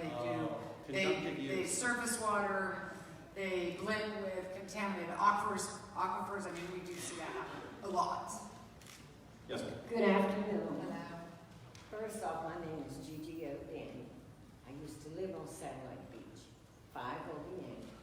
I was one of the hot spots. I became a cancer victim, which I'm a survivor. What happened was, it was a chemical. And the Air Force told us, again, the government, I'm trying to make this short and simple and to the point. It was in my yard. There was 16 of us. 3 passed away before our test got back, because our test was lost. So I can feel what everybody's saying. And it's not because of my skin color, because they said it was so rare. Blacks wasn't supposed to get this type of cancer. It was a chemical cancer. So now I'm waiting on my records. The government lost my records. Okay. Not once, not twice, but they just found them, located me since we were here with the meeting. So I got a call. It took me 2 hours and 48 minutes, but they located me because they thought I had passed away. Because so many of my friends died from this chemical cancer. So what I'm asking for is a solution. I'll know the name of it because the CDC from Atlanta located me on the 7th of August. We had the meeting on the 5th. I hit the news. Next thing I know, I started getting phone calls. So, and my number is not in my name. So for me to get a call and then to call the military, my records were supposed to have been in California. They told me, no, we located them. So what would you like for us to do with them? I told them to ship them to me. So I'm kind of waiting for them to get here. And that's when I was going to get with her. Because it's a chemical name that only had 3 lines. A lot of people here in Satellite didn't get that type of cancer. I didn't play in the sun because I was born with this tan. Honestly. So they didn't know how. They didn't know how I got this. It was a chemical cancer. The doctor who did my surgery passed away, so I just found that out, from brain cancer, chemical brain cancer. So after being in the meeting, they told me 7,000 people per day since August the 1st have been asking for records here in Satellite Beach. They just located the records. My records disappeared in 1997. So what's really going on? Yeah, no, Well, you're part of the list. We're gonna keep. Well, that's not uncommon. I mean, information gets hidden. And again, you asked for the solution. That's what I want to address. The solution is beginning right now. And the solution is transparency, us talking, people getting organized, speaking up, speaking out, and suddenly, whoever they are, agencies, not sure, they start acting or responding because, I don't know, maybe they're going to cover their butt at that point. But it's not uncommon. The solution moving forward, we're not going to be able to change everything that's happened in the past. But you come and made it do. But being here, you being here, that's part of the solution. Reporting to community health, but reporting to Julie, and I would like to have Julie talk more often about, come up. She's an oncologist, and she has spoken out for all of you, and you can report to everybody.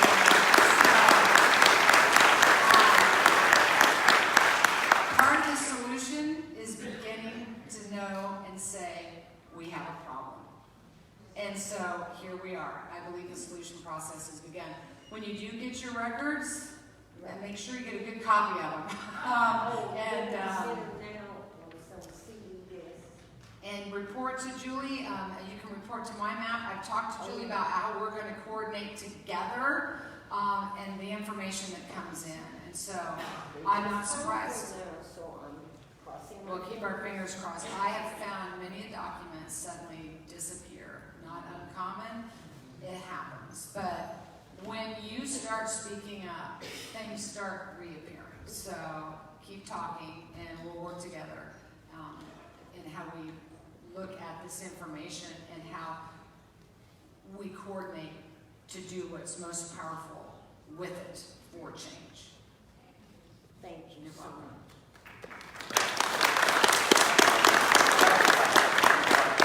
Yes and no questions, and I have a little bit of a comment between that I prefer if you could answer. Can't hear you. Sorry about that. About 2 yes and no questions. Can't hear you. Sorry. 2 yes or no questions. 2 yes and no questions. I can't answer anything yes or no, unless you're my children. No. Okay, so my name is Tom Hanson. I'm actually an environmental agriculture. Through these opportunities, I've spent the last number of years traveling the state and deeply rooted in various communities, and I know a lot about these issues. So I'm actually going to be with you tomorrow talking about some bacteria as well. My question first, I've already kind of heard your guys' answer to this. Do you believe the state is unregulating our water to the point of being a dangerous health hazard?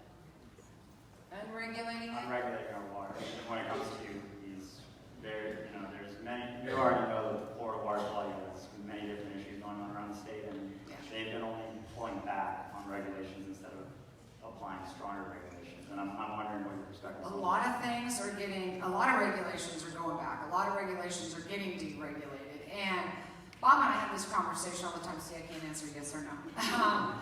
I'm in between there. But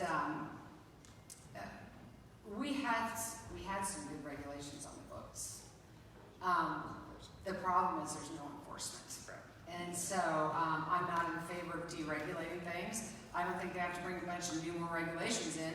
There's some good stuff on the books. Just deal with that and regulate that and have enforcement on that. We could see some changes. But you're doing filmmaking is a good thing. Again, I don't think a lot of people know. Very quickly, I have to say this. He's probably going to roll his eyes at me. I just think it's important, and it's a message coming back. And where I think and how we got here. We've been complacent. Yeah. We've been comfortable.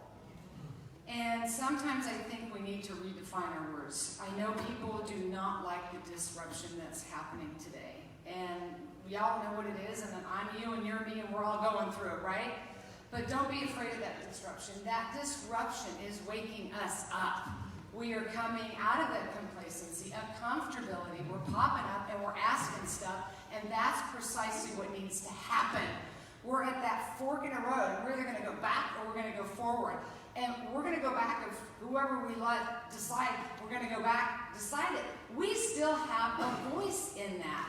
And that's why we talk about going to city council. I don't care if you have to call your congressman or woman or senator 100 times a day. Call them 100 times a day. Don't give up. I sat outside. My mom used to say, my siblings would get so mad. Why does Erin get that? And my mom's like, well, squeaky wheel gets the oil. Because I would stay at it. And she's the one that taught me stick-to-itiveness. And that's propensity to follow through in a determined manner, dogged persistence, born of obligation and stubbornness.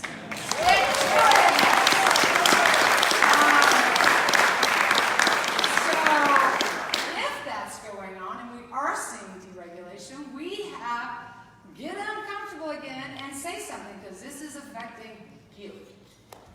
Sorry, not yes or no. Unless you're a kid. No. We'll spend a lot more time on it tomorrow, too. Yeah, so I'm going to lead into my next question, a little bit of a comment. And exactly that, getting uncomfortable. Something that I never would have imagined that, I would have ever been, a part of. 3 years ago, I was more of what I would have considered more like an activist. I did a lot of shouting, and I created rallies, things of that nature. As time progressed, I started realizing that that's only a part of a larger, path that you need to take to accomplish things.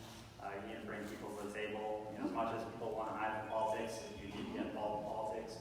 As you just said, get involved in the city council. 3 years ago, I got involved in the city of Sally Beach. I'm actually someone that helped them create their sustainability program. I'm very proud of it. We've got community garden. The city just put on solar panels just across the building right there. We can all check it out after this. So they're doing incredible things, and full transparency is what we've said a number of times here. You guys touched on the fact that Satellite, got ahead of this, started drilling wells. I don't think there's been enough attention or goodwill in the direction of Satellite and how much they've really done since the beginning, before this even blew up. Months before, that's when they started drilling wells. They were the ones that drafted that resolution that got passed by the school board. We have a city manager, Courtney, I swear she's got a clone. Don't know how she does what she does. Literally, we've got a group of people in the city that are incredible people. And so really my concern is that we have a lot of bad energy right now, with this, in a sense, where a lot of people are thinking that the city wasn't taking the right steps, that they weren't drafting the right wording, we weren't getting the right parties involved, weren't looking at the water. I would hope that you guys are here today to kind of let the community know that they are doing everything they can do and have actually gone above and beyond, because this problem is something that is technically outside of Satellite Beach, and it's actually an unincorporated area of Brevard County. Satellite has done a lot, and continues to do a lot, whether it's climate change, sea level rise, being ahead of everyone else in the county on lagoon initiatives. They're a leader, and I really do hope that you guys are going to express that they really did take a lead on this. But with that being said, I actually learned something recently that I was a little bit upset with. This group that you're here today with actually just brought a suit against the city for the meeting that you had with them, as well as slander. Are you standing with this group with that while they sue the city? I don't know what you're talking about, because I'm aware of any lawsuit. Can we move forward? So, Yeah, I don't know about any litigation, so I can't answer your question. The group you're associating with is going a different route, and I don't think it's very positive when it comes to people that are actually doing the work. And you guys know this. Okay, well, okay, I'm going to say something here. I don't know about it, but you just made a statement to me about how good the municipality's been and how we all need to work together. So you just answered your own question when you asked me about this group. We're supposed to be working together.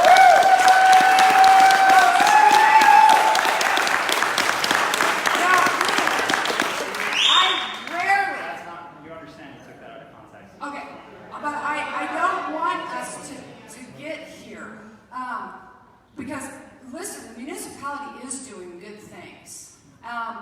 But at the same time, I want them to ask themselves, this is your community. They're calling me to come here because they're not hearing from you. So they need to come to the table and work harder to communicate with the people. And yes, you can, but that's the way I interpreted it. I work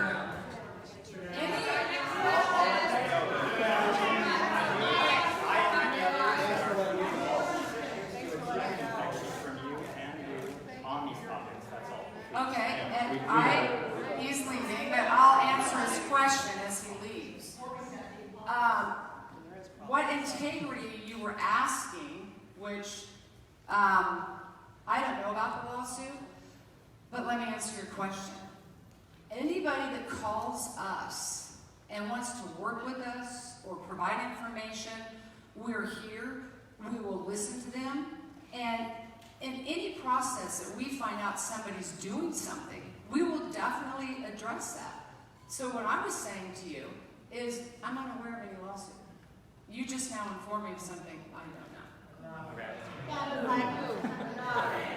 they do. Okay. I don't. I'm sorry. Yes, ma'am. That's right. Hi, greetings from Orlando, Florida. I came over here for another reason, but I came for this reason also. When you talk about Superfund sites, the community that I grew up in, 2 Superfund sites, 1.4 square mile radius, 454 identified contaminated lots. We was even featured in the Huffington Post because of our air quality.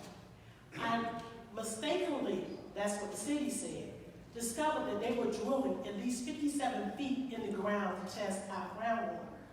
They already spent $60 million on one Superfund site, $10 million on remediation, all within a 1.4 square mile radius. So I'm going to talk about social equity. This is a community that's predominantly African American. And this is happening throughout the country. But it happened in a community I grew up in. We're down from 20,000 people to 4,500. Most of us, they have passed away, respiratory failure, you name it.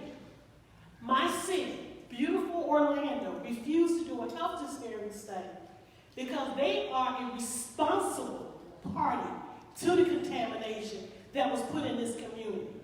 When I looked at how you collected data, I'm a statistician, economics and mathematics.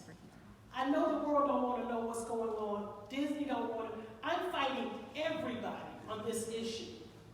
My concern is if I got family law students, public health students, everybody wants to go out and collect the data to see what's going on.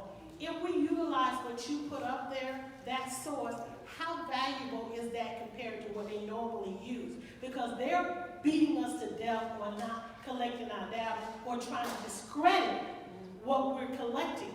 But we are dying. And I've ran a daycare center for 40 years. 2 kids, brain cancer. They survived. I got a 2-year-old who's been featured on the news, lesions on her body, 3 times respiratory issues. So I'm saying, yes, guys, this is happening. I love this room. I need your help because I've been the one fighting for 5 years just to let everybody know. But they're still telling us we shouldn't be concerned about our health while we are dying and while they're spending millions of dollars on remediation for their pet projects, but nothing for our community. And it has to stop, and it has to stop with everybody. Because I tell you, I'm so proud of seeing this room, because when we can get 20 to 30 people, that's great. And they have beaten us down for so long. But we only have a few left, and a lot of us are tired. They want us to go away. But you've encouraged me today.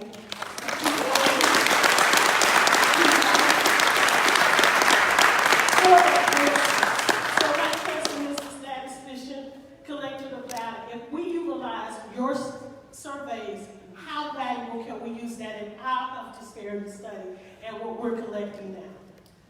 Well, I hope we can work together on that. So what happens with Community Health Book is if you want, we can upload your information. And again, we want to work with you because I appreciate and respect and understand HIPAA. And through self-reporting, the beauty of that is the community saying, yes, you can use our name and knowing that we have your information or you have your information. So we can work together. One thing that is good about the Community Health Book is, and statistician, as you understand, so they're going to run by a statistic like I showed in Hinckley. They're expecting 226, they find 199. But they haven't found people missing or those that have died or added those numbers. We have the ability to do that through the map, to see those numbers. And what helps us about that is it's information that can go back to you, that you can use at your city council or at your state or at the health department, who now might go, oh, we thought it was this number. Where are you getting this number? It's a provable number of people who left or died or they didn't have the information. And then they start to respond. That is one positive thing that we can do. And then, just getting the word out there or having people talk about it or the local paper coming and doing. And listen, the media is a good source of information. We have a good rapport with some of them. And can come out and help raise that bar for you. God bless you and thank you for your service. Thank you. I hope that answers your question and how we can work together and upload that information. We do see it happening with the map. It's about just being open and sharing information and getting it to the right people who probably don't know that is actually the numbers that exist in your area. And I do know you feel suppressed. I think that we have all felt that. There's a whole host of reasons that goes on. So many times at City Hall, my mayor has tried to have me arrested for my 5 minutes in front of them. Got to tell you, I have a finance background too, so I do the budget. And he's still mad because I uncovered the $52 million that you're talking about that was not supposed to be for soccer stadium construction. So they're upset because we're uncovering where they're sneaking the money. But we'll spend $200,000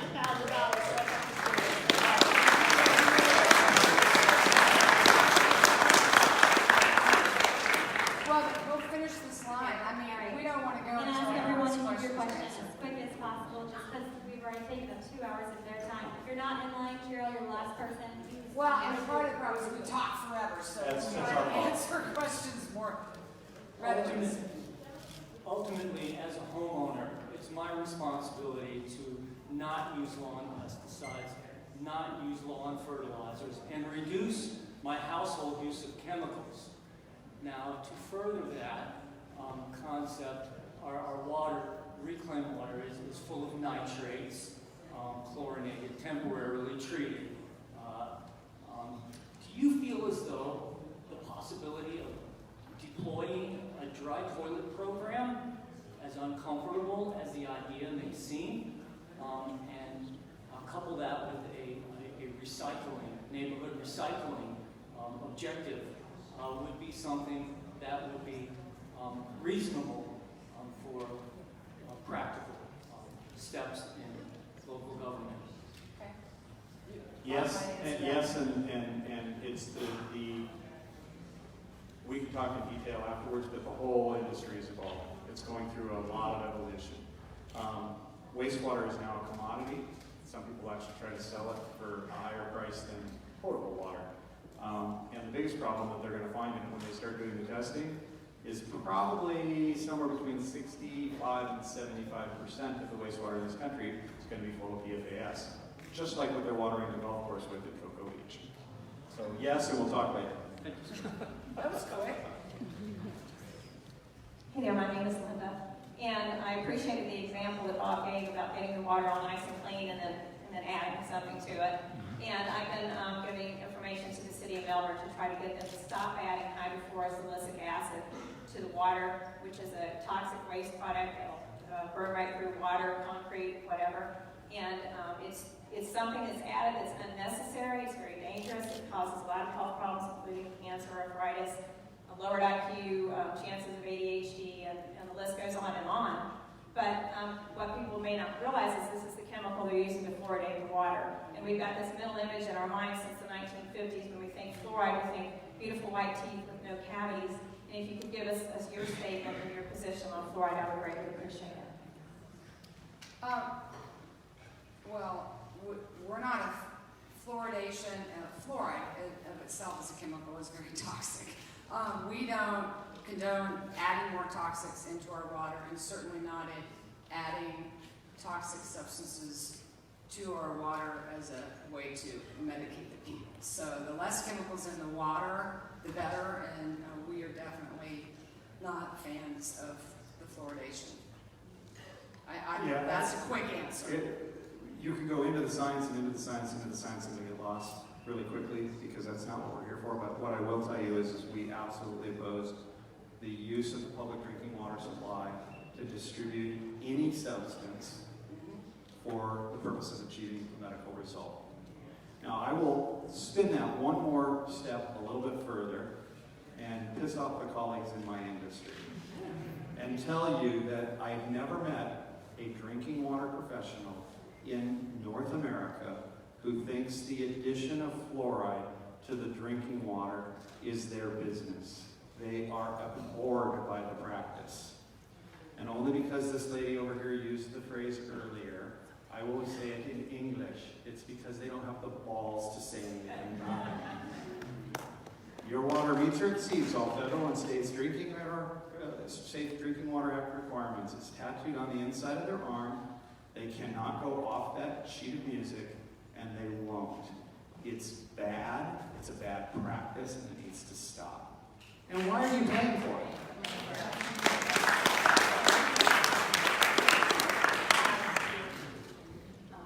Hello, can I hear me? Yeah. Well, my name is Judy Wilson, and for 6 years I worked at a federal health agency whose initials are cat, and a large white dwelling on Pennsylvania Avenue. So what I want to tell you is that I'm talking as an insider about what you've been saying about certain federal agencies and health agencies. What the most important thing is for everyone to know is that federal employees are not allowed to tell you what we know. The only people who are allowed to do that are members of the communications staff, of whom I was one in both situations. I'd like to say that in a previous administration, we had a very activist vice president who wanted to make sure that everybody got information about the environment in this country.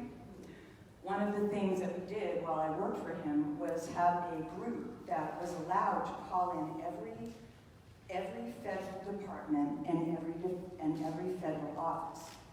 This includes Department of Dog. This includes the Department of Dog of Engineering, let's say, the initials. And we were allowed to... The nation's two biggest polluters. Correct. Absolutely correct, which is my point. So I'd like to say, how many of you live near a military base, a decommissioned military base? How many of you live near a farm? How many of you live near a golf course? Because all of these things are polluters, which pollute the air, the water, etc. So all I'm trying to say is, so here's the big thing. I was about to have an operation, and they were about to use this machine called a morcellator. This is a machine that they use to chop up your organs and suck them out of a little tube. If you've ever had, whatever they call that, surgery, laparoscopic surgery. Okay, one of those scientists next to me found out that I was about to have a procedure and I was going to have that machine used on me. She took me aside and she said, Jude, don't let them use that machine on you. And she said, she told me something. I had a promise I wouldn't tell anybody. She told me that, because she's an employee, she could lose her job for telling you what I'm about to tell you. She told me that this machine had been under FDA review for 12 years and that hundreds of women had died after having this procedure. Because what happens is when they chop up the organ, if there are cancer cells in there that they didn't know about, those cells go through the whole body, they metastasize, and then you die.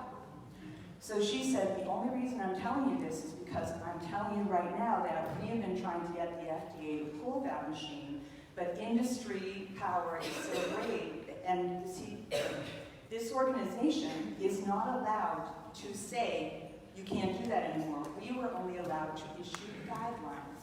So when you say there are only guidelines, that is the reason why. You can't make a law as a federal agency. Why am I saying all this? Because if you know of all these things that are happening around you, then it would be smart for you to start testing your own water, but also your own soil. And keep in mind that these agencies do not get a budget for remediation. So they're only allowed to give a slap on the hand to the people that are polluting. But if you look around you at your water sources, as they did in Flint, Michigan, they know exactly who's dumping the stuff in there. So here's my suggestion. Do what you can to prevent. And this is where we go back to, I want to thank you for coming. Because if we gather the data, we can get it. Recent administration moves have eliminated data. I have friends at another agency, which is Easter apple pollution, let's say, or other way around, you know what I'm talking about, who have been told and have had to remove data from their and at other agencies as well. So you can't count on the feds to give you the data because we're not allowed to. Similarly, when you say we want them to study this or that, we can't. We can only study what we're ordered to study. So, and we can't tabulate the results. So here's the thing, gather your own data, do your own data processing, and then submit it and use it. You've got to start at the local level, just as you are saying.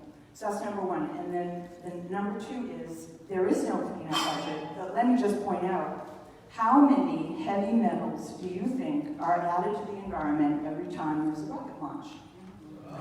How many heavy metals do you think are lurking when you have a line of cars with their exhaust outside? So if we could just start before we stop before we start. For example, when they build something along the coastline, do an environmental impact study. Find out how much you're going to overload your existing sewage. If you're going to overload, who is the developer building the high-rise going to compensate the city for the increased demand that is invariably going to overflow? So before they give you a tax rebate, and they say, okay, well, we want that high-rise in the center of Melbourne, which is about to happen. They're about to build a hotel down there. Did they calculate how much increased heavy metals and stuff are going to be on Main Street with all the idling traffic? Did they calculate how much chlorine is going to go into the water because they're going to be disinfecting all their sheets? All of these things have to be stopped at the source. So my suggestion is, tell your municipalities, stop using Roundup. They're pouring it all over our beaches. Why do we need Roundup? It's awesome. Right, so all of these things that we can do, reduce the water that you use and all that stuff, just consider where does it start? start, and how can we prevent it from starting? And you- Thank you. Thank you very much for coming. Only because you said it, I got to tell this audience so you can understand the kind of the disgrace of it. In the 2018 Farm Bill, there's 2 sentences that say, any municipal corporation that bans the use of Roundup in municipal parks or medians or as a municipal corporation, the federal government prohibits that. It's hidden in the Farm Bill. And we're aware of that, and there are very good people in so many of these agencies who do find letters in my mailbox from them, so they'll come out occasionally. Hi, I'm Sandra Sullivan, and I had no idea what was going on, but all the major sewage dumping, millions of gallons going in River Lagoon, I started a Facebook group, grassroots, to try and bring awareness, and it's called Satellite Beach Area Sustainable Outreach. Please join me. And I appreciate what you say, that we as a community have to be the ones to rise up from the bottom and get changes made. I had no idea about the issues going on. I live in South Patrick Shores. And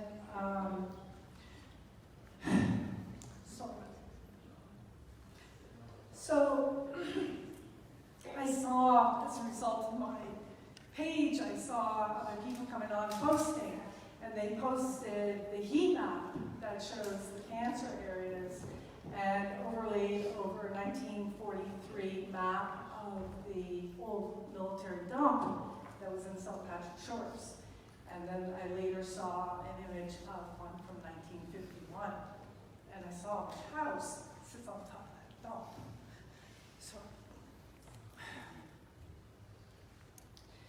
So D.B. Braden from Florida Health Connection came and said, would you be willing to have me take my metal detector to your yard? And he did. I have a half-acre yard. And almost the entire yard is metal debris as big as 30 feet and 26 feet.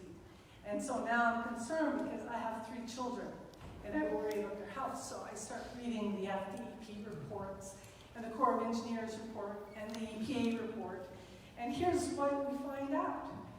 People believed that the government would come in and investigate this for their health because of all the cancer cases that were in the area. There were many Hodgkin's cases at the very top of the neighborhood. And when you look at it, right on the other side of the street was the chemical dumps on Patrick Air Force Base. Chemical dumps that back then they didn't know better. And they're leaching into the groundwater, which is like sand, which is like a sieve, so it just goes down into the groundwater. And they're thinking, oh, this is no problem because it's going out to the ocean and it's going out to the Banana River. We've got rid of it. Not so. So I did not know about gases that come up out of the ground. I started reading about Love Canal. You can Google EPA plus Love Canal. The gases coming out of the ground, it probably was because of gases. So the EPA comes in, the EPA does their testing. They don't test for gas. They don't test for gases coming up out of the ground. What they did is they did some water tests, and they took soil from the very top of the soil, which is not beneath where the contaminants are.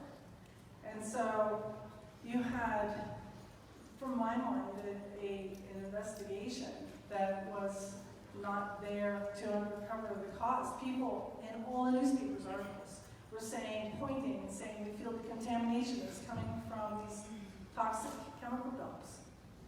And they didn't investigate that part of it. And they didn't investigate the dump that was under South Patrick Shores. They just did the testing where the cancer cases were, and only 3 of the samples were in the areas of the dump area. And there was some concerns with some of those. Anyway, I just want to say, my question is we're back 30 years ago, and we're starting again. And so, in looking at this, the Army report and the Corps of Engineers report both said there wasn't an old military dump there. Okay, so you have 4 newspaper articles coming out saying the Corps of Engineers says there's a military dump here. And yet when the report actually comes out, because they got it last week, it says there wasn't a dump. But in all these newspaper articles, they said there was a dump. So the Army report they could see in the aerials the material coming in, and they could see the bulldozers bulldozing stuff around. But they had no proof it was actually buried there. Well, I say, bullshit. Okay? Excuse my language. Because so many local residents had found things. Doors down. And he had a bomb in his backyard, and that's one thing that's not being talked about a lot, is it was used as a munitions range. And there's a lot of bombs in there. And he had a bomb the size of a car that he dug when he dug his pool. And he showed me, I have the pictures, I posted them to the group. A dog tag, the cutlery that say USN for United States Navy, or Navy. He has munitions, he has spent cartridges. And so you go back into the FDA report, and it talks about the probability of DDT being buried in the neighborhood, and all the other unidentified chemicals that were used on the base at that time. So you brought up about the tracers. That's excellent. You know, that was like my nugget for them today. Is that the PFAS may tell us as a tracer where those chemicals have gone, and we need to reinvestigate that. My question is, given how this was like buried last time, because it's really DOD that should come in and do the cleanup and find out what chemicals are beneath our neighborhood, and because they're saying it wasn't military base, but now we have additional evidence about the munitions. But how do we get the process to get the military to come in and clean it up so that we feel safe for our kids? Yes. Well, I will tell you this, just to kind of summarize where she's at. You already have started. You are making a difference. Your words are being heard. PFAS specific, the Senate is forming a bipartisan, non-political, God help us, commission to investigate this. We're hoping to make it part of a bigger effort. The issue, no, United States Senate. Okay, and it's I can get it. Erin actually posted about it about 3 weeks ago. We're all over the place. I'll get it for you. Go on and check, because it says she congratulated the senator from Michigan. Go figure. That actually called for it, and they're actually trying to get an investigation going. As chaotic as our Congress is right now, you know, left, right. You saw the nonsense all week this week. There are caucuses within Congress. There's the engineering caucus, the doctors caucus, the educators. There's a bunch of teachers in Congress. You know, the doctors one we really like, and they're bipartisan. They leave their politics at the door and they come and talk like doctors. So because of the what's your background caucuses, we are kind of getting some stuff moving. And I will tell you on this issue of water, it is universal. Everybody is starting to recognize it's a real problem. It's kind of pathetic that it took this to get us here. The lead and copper rule, the action level, is 22 years old, and over 100,000 schools turned their water off this year. 22 years after. That's what 22 years is, 3 generations of students that had lead poisoning. They turned it off this year. Nothing changed. They cheated on the regulation for 22 years. You bring up... No. Yeah, well, you know, Bob brings up a real good point, and I said I don't like to talk about politics, and sometimes you have to, because it's these bad policies that got us here, and we're going to have to go change those policies to get better ones, like the lead and copper rule. Most people don't realize you only have to test for lead, and this is the rule, once every 4 years. That's it. So you can drink it for 4 years, and you're never going to know. So there's policies that are going to have to be challenged and changed, and that's at the heart of a whole lot of the conversation that we're having. Those policies have to change. And we're seeing some movement in that direction, but that's where we're going to have to keep going. And we're just going to have to keep chipping away at it. But I always find it amazing, because all these policies that exist that are supposed to protect us are policy rules like the lead and copper rule, where you only have to test once every 4 years, and then when you do test, you get to average the sample. So the poor person down the end of the line that has the highest lead levels is never going to know. it worries us, you know, we talk about this. Is it set, is the system inept? Yeah. Or is it rigged? Or is it both? Because there's going to be a good outcome. So that's where we have to get into, and it's daunting, but that's where we're going to have to go. I just wanted to jump in and say that. Yep. Hello, Erin Brockovich. Thank you for your time and for representing Brevard County. It's a wonderful place to live. 3 points for you to comment on. Regarding the safest and healthiest water to drink at home. At home, I drink distilled, run it through a filter, put it in a glass jar. Second quick point, health risk regarding fluoride and fluoride's origin. You want to know the answers to those? Or do you want to say what you did? Your input. Pardon? Your input. Input. The only thing that I have concerns of is drinking distilled water can be dangerous because it can suck the minerals out of your body. So, you know, there's certain things you need to think about or how you supplement those in other ways. Okay? So that's a concern. Fluoride,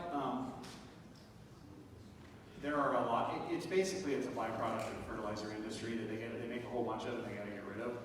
So that's one of the things. But even that, there's a whole, they make PFOA and PFOS out. I mean, it's the F on our periodic table of elements. It doesn't belong in drinking water, it doesn't belong in drinking water, it doesn't belong in drinking water, period. The CDC went around for 50 years saying, look what we're doing for inner city kids. We're putting fluoride in their drinking water for their strong, healthy teeth. And then 50 years after, on the 50th anniversary, they said, oops, we were wrong. We were overdosing and it was causing fluorosis, so maybe we should drop the dose. Why don't you just say it wrong and get it out of the water? You know, if I want it, I can go to the pharmacy and I can get it. I can go get it in toothpaste aisle. I can go get it in mouthwash aisle. Okay? I don't need it in my drinking water, period. And I'd rather you spend that $100,000 on something better. So, thank you. Thank you. Healthiest water to drink at home? Healthiest and safest? You said that distilled. Healthiest and safest. Depends on where you live and what treatment equipment you choose. So it's difficult. But I'll talk to you about it. Yes? Thank you for the phone. I've been trying to do my part to help keep awareness for those people that are outside the Satellite Beach area. Yeah, I was doing a Facebook Live. I thought she was flipping us off, Erin.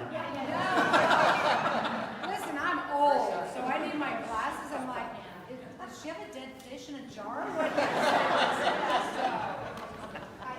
Anyways, I was doing a Facebook Live post. I am from Melbourne, born and raised. I lived there till I was 18, went away to college, moved back to the beautiful area in 2012. We lived here again for 3 years with my family, raised my family here. 2015, I moved to South Florida, and within 6 months, I was diagnosed with breast cancer. Because of my severely aggressive cancer, I'm on a 4-year program. I still have another year left of my treatment. It's scary because there are so many people outside of these zip codes. And so my question for you is, I went out and personally sent an email with links to the news articles and videos to every single person I knew that was connected to the Brevard area, because I believe this extends beyond that. Because yes, I grew up across the bridge, but my grandmother lived in the Atlantic. I spent every day after school there, every summer there. I played in the park right here. You know, it's like you said, it's all the same community. We're all Satellite Beach. I started trying to collect the names after losing my best friend. The first meeting I came and I said I was standing up for 4 people. I'm now standing up for 18 people that I went to high school with at Valley High School that are all below the ages of 40. I know 23 people above the age of 40. Now, these are not friends of friends or somebody's, you know, whatever. These are people I personally know that have come back and said to me, I have cancer. I'm going through treatment. I lost my mom. I lost, you know what I mean? These are first-hand connections.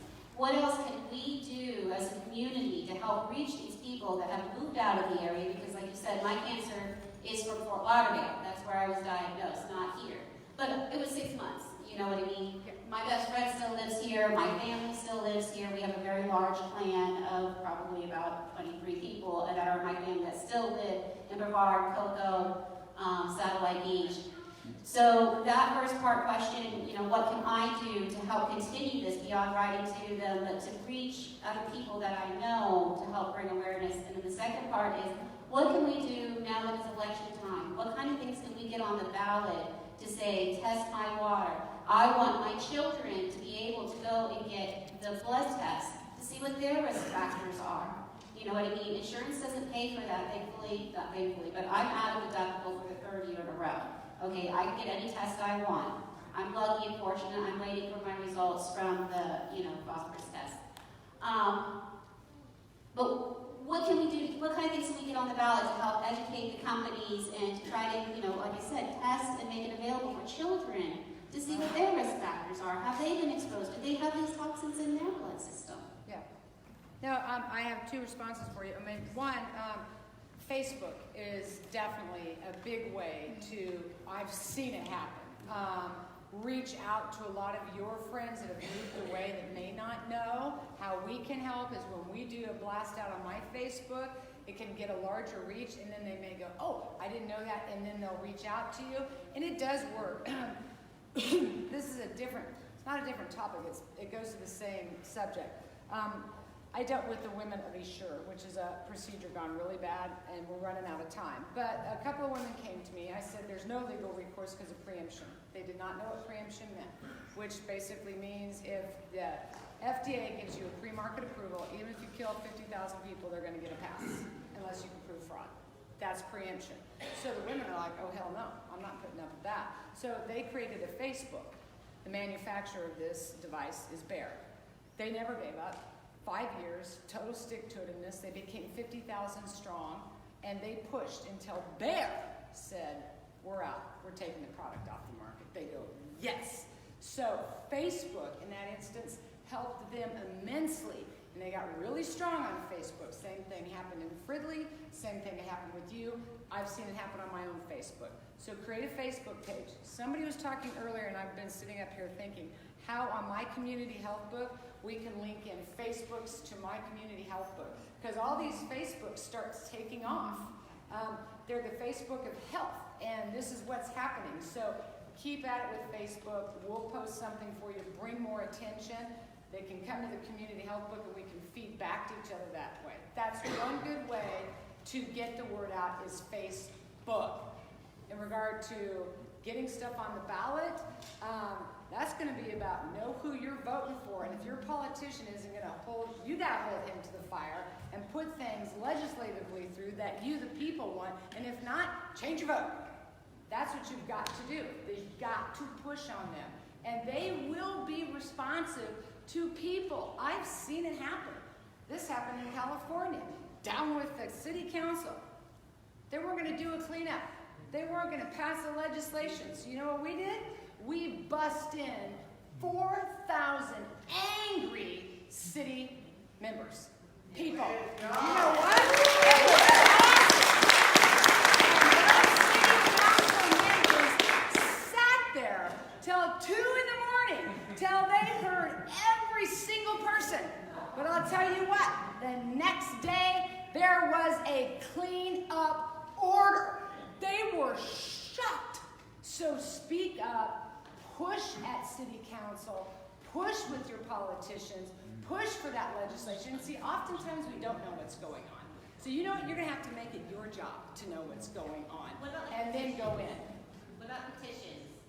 Petitions help. Yes. Change.org definitely Petitions. helps. We've done that many times. I don't know if it's the law in Florida, and I'll look to somebody maybe to nod, but we have the proposition of referendum, where if you go to your city council and you say, we'd like you to stop doing this, or we'd like you to do that, and they say, oh, no, go pound sand. We're listening to our lobbyists. They took us to lunch today, and it was a really fine lunch, so you guys are nice, but you're not going to get anywhere. You can actually put a proposition on the city council ballot, and if they refuse to do it, you can do that in Florida. We did it in Missouri. I mean, so if you do it in Missouri, you could probably do it in Florida. We just did it in California. Yeah. A lot of times people don't know what legislations are going on. They'll backdoor deal all the time. I'm working in California right now on the fires that Southern Cal Fire has determined my buddies of the past, Pacific Gas and Electric, started. And we found out about a backdoor deal on legislation happening. that was gonna take away strict liability. I'm telling you what, we were at it. We were at every community meeting, we informed everybody, everybody started Facebooking, everybody started getting on the radio, everybody started calling their senator. Let me tell you how bad it got. The lobbyist called the law firm and said, could you shut her up for 24 hours? But it paid off because the legislation did not pass. Did not pass. And so I want you to know that it takes work and it takes persistence. They're going to bank on you going away. And then when you do, see, they win. And so it's just a matter of getting to these places where we're telling you to go and stay with it and stay at it. I've seen it happen over and over and over again, where you will succeed. And as I said, they write rules with, you know, everybody, all the lawyers will always look at them and they say, okay, this will pass, this will make everybody look at, so we'll pass this law, but this is how you get around. Okay? We've learned how to play their game. Okay? In Hannibal, Missouri, she's used this as an example, but it's one you can look up easily online. In Hannibal, Missouri, we were trying to get the community to stop using chloramination because of the health effects of chloramination, the destruction of property of chloramination, the fact that if they would just clean up the total organic carbon in the water, they wouldn't have this problem, yada, yada, yada. So we said, we're going to pass a resolution in this community to ban the use of chloramine. We're going to force them to not be able to use chloramine. And the lawyer said, haha, go ahead. If the state allows it, a local city can't pass a law to prohibit it. So they thought, oh, we're going to be clever. The state doesn't have a law that says you can use ammonia, half of the component of chloramine in water. So you want to know what the law is in Missouri? You can't add ammonia to water. We didn't touch the chloramine law, but you can't make chloramine without ammonia, so we beat them at their own damn game.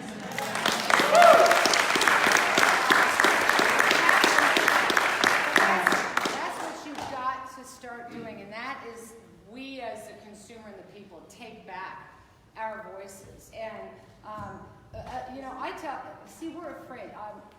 I go to these meetings all the time. The law or city council or some acronym or some scientific thing thrown at me. I'm like, what did you just say to me? You've got to talk to me in layman's terms and give me a fighting chance, because they'll throw something out at you. Don't be afraid to say, what does that mean? What did you just say to me? What is that? Because then you can sit here and go, what? No, wait a minute. I'm not in favor of that at all. And so it's really important that communities start really engaging and speaking out, and don't be afraid to do it. Don't be afraid to ask a silly question. Don't be afraid if someone tells you that you think that's a silly question. So what? And you know what? Don't let the noise or others get inside your head. That happened to me in Hinckley, and they almost had me convinced that the green water and the two-headed frogs I was looking at wasn't real. No! I see it, I live it, I breathe it, I drink it, I know if I'm sick, I know it, and you're not gonna tell me what's happening to me isn't happening to me. So get that noise out of your head and get solid in what's going on with you, and fight back, push back, and speak up. Really, you're gonna change it.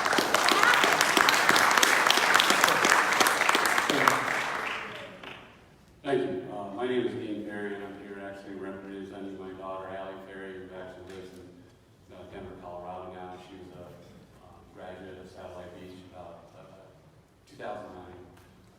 And this is her latest picture. She has stage 4 glioblastoma. That's the hole that's in her brain where they took the 4 centimeter tumor out of her head. And I really don't have any questions. I just wanted to say, once again, I want to thank Dr. Greenwell for bird dogging this thing from the beginning, thanking you folks for coming to town and really lighting the fire. One thing I want to talk about, earlier this week, when we talked about government agencies helping us or not helping us, I called the Brevard County Department of Health to update my daughter's status because she got her genealogy back on her path. And the Brevard County Health Department told me this past Tuesday that they were no longer taking any information concerning cancer cluster or anything here in Satellite Beach. You what? Yes. Exactly. I was told on September 6th right. that they were going to stop doing that, my friend, and And not only that, but they said because of the usage of Facebook, because of the procedure on how these people were able to put it together, it bothered somebody, so they took a negative aspersion to it. Right. And so they're no longer supporting it. They don't want to make you aware of it, and she's already aware of it. Thank you. My response is write them and tell them that you think that's not okay. You think that's not okay. They hear from you, and the more voices they hear from you, I think his daughter has a right to be collected. Right. Back to the earlier question about what kind of legislation and stuff like that, I don't have the answers to that, but it can be simple as, Wait a second. you know, this is how you have to track it. Go ahead. I just want to say I'm very sorry about your daughter, and how is she? 26. And how is she doing? I know that's... She's hanging in there. Yeah. Dr. Greenwald's been very instrumental in we've got her at the University of Colorado Oncology Department. She's got Dr. Greenwald helped get some of the best doctors for her. I have some friends out in Colorado that help. And she's my little Braveheart, because every day she wakes up with the fact that her prognosis is 1 to 3 years. That's what they're giving.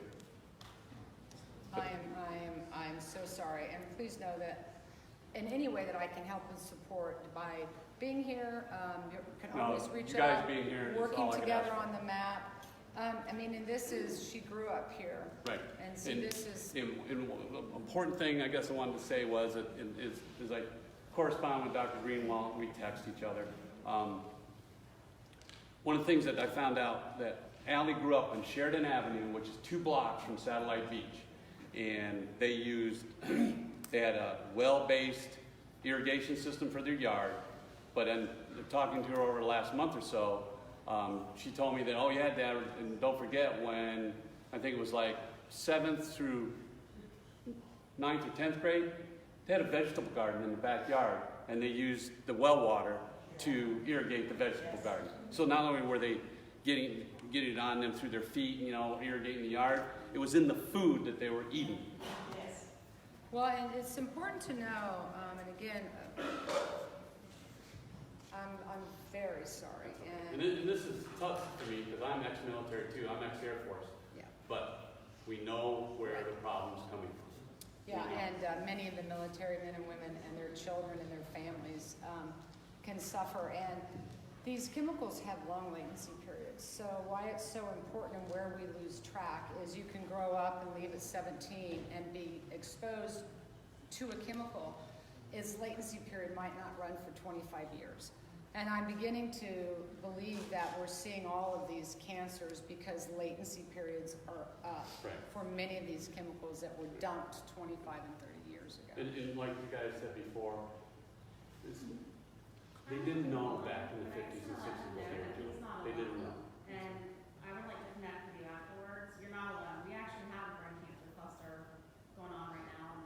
I can say cluster, even though the Department of Health. I saw that on their data. I took a picture of that. That'd be good. Yeah, you're not alone. Thanks, guys. Good. And we are coming. Thank you. Yes. Okay. Hi, my name is Wendy Anderson, and I wanted to thank you both. We're so grateful that you're here and all that you all are doing as well. I'm a cancer survivor myself. Lost my mom and dad to cancer. My sister had cancer 3 times. I grew up in Satellite Beach. We know tons of people from all over. Everybody's been hit by this here. We all know that. I went to call to let them know that we had cancer in the family, and they said, do you have any genetic mutations? Is it true that if you have a genetic mutation that you should not be counted as a person? I'd ask Julie that. Because I would ask environmental them factors definitely make a difference. Sure. Yeah, I mean, I think that the answer is definitely they should take it out, but I think that in their mind, they have their exclusion criteria, and that tends to be one that they sometimes use. But 100%, even if you have a gene that makes you predisposed to cancer, an environmental factor can still accelerate that cancer. Right. Are they encouraging you not to report it? Right. They said we wouldn't count. So I have genetic. Some of my family has genetic, and then my mom's side is familial, but we're also in the cancer hotspot here in Satellite Beach. So it's like, it's weird that my sister moved to Hawaii. I'm in Fort Lauderdale. My parents got a phone call 5 minutes apart saying we both had cancer at the same time. I go over to Moffett in Tampa, And I walk in and there's another girlfriend that we went to high school with cancer as well. Her sister would just have gotten over cancer. It's like, we know the time period of that time period that it was pretty hot and going and from earlier on as well. The last thing I wanted to say was, when my parents died with hospice in the home, the nurses come and at the end, they take your medication and they want to flush it down the toilet. So I asked And a medical facility. So, no, in your home. So I'm saying this is not a good thing. I came up with an idea of why aren't we recycling by taking it to a third world country where they can't afford it or don't have the means of having that. I don't know how to do it, but I would be willing to devote my life to helping that happen. So I know you all have a bigger network of people, but maybe there's something we can do to recycle at least some of the medications. Yes. And also when you do chemotherapy, here we are signing up for a poison, and then you go into the restroom and they say flush 2 times so that the next person isn't getting exposed. left. Exactly, I'm going, it's right into our water system. I'm like, this makes no sense. Okay, I didn't want to go here, and I'm going to make it really, really quick, but this is an example. Flush twice because you're on chemo. They walk into the room at your home because it was hospice, and they physically confiscate the medicine and dump it down the toilet in front of you. This is 2018, and I know this is going on, and it drives me absolutely ballistic. For those of you that actually go read your consumer confidence report, your annual water quality report for your drinking water provider, it will end by saying, if you have any medical conditions, don't drink the water. Do you know that? Your drinking water provider has a disclaimer that if you're suffering from a compromised immune system, don't drink the water. That's number 1. Number 2, it says if you have any questions about this consumer confidence report, please consult with your physician. I have a national challenge out right now. Will any medical doctor in the United States of America who has ever read a consumer confidence report, please phone me? That's a challenge I've made across this country for years. My own doctor laughs at me. It doesn't happen. The disconnect between the drinking water community and the air resources community and the pollution community and our medical professionals is non-existent, if not counterproductive. So, thank you, but that's the frustrating part about this. Okay, you guys have been really patient waiting and. Yeah, we're gonna go. I'll Keep try going. not to answer long. If you guys, people are dwindling out, but we're here for you, and we know that, so. I want to thank you both for coming here. It's very greatly appreciated. I just want to say that I'm one of those who has gone to city council meetings, including other municipalities, see what the flavor is around the community, or areas, including the county commission. And I will tell one thing to people is, you're going to show up. Don't think you're going to accomplish it at the first visit because of citizens' comments. Get the feel of the commissioners. And we've been below you too with Dale, many, many commission meetings. Kind of surprised why nobody's showing up. Stay with it. And I've told people, I don't know why they haven't, but it is the case. You go to those meetings and you get the feel of them. You start figuring out the personalities. Then as they see you more and more, and you will have some heated discussions. Look at the budgets and what they're doing. The biggest thing is, do not be afraid of being gabbled out. Go show up at the next meeting one more time and keep hitting it. Do not be afraid of that. I've even walked out of them. Well, I'm not going to go there. Anyways, additionally, I was in the water, wastewater consulting business for close to 20 years. We were a CPA consulting firm. And this was back from 1986, thereabouts, to about 2004. Can I continue that a little longer, and then I changed areas. The chicanery that I've seen in front of public service commissions, county commissions, I could tell you stories. I could tell you so many stories, and I never considered myself an ecologist or a greenie or whatever kind of label you want to make. That's not the issue. There's a right and a wrong. That's the issue. The right and the wrong. And you know it. And that's what needs to be done. And to tell people for Melbourne Water, you need to go to the Melbourne Water meetings for the city of Melbourne when they have those discussions. And the movie, the shell game of money. It's just unbelievable, but you gotta stick with it.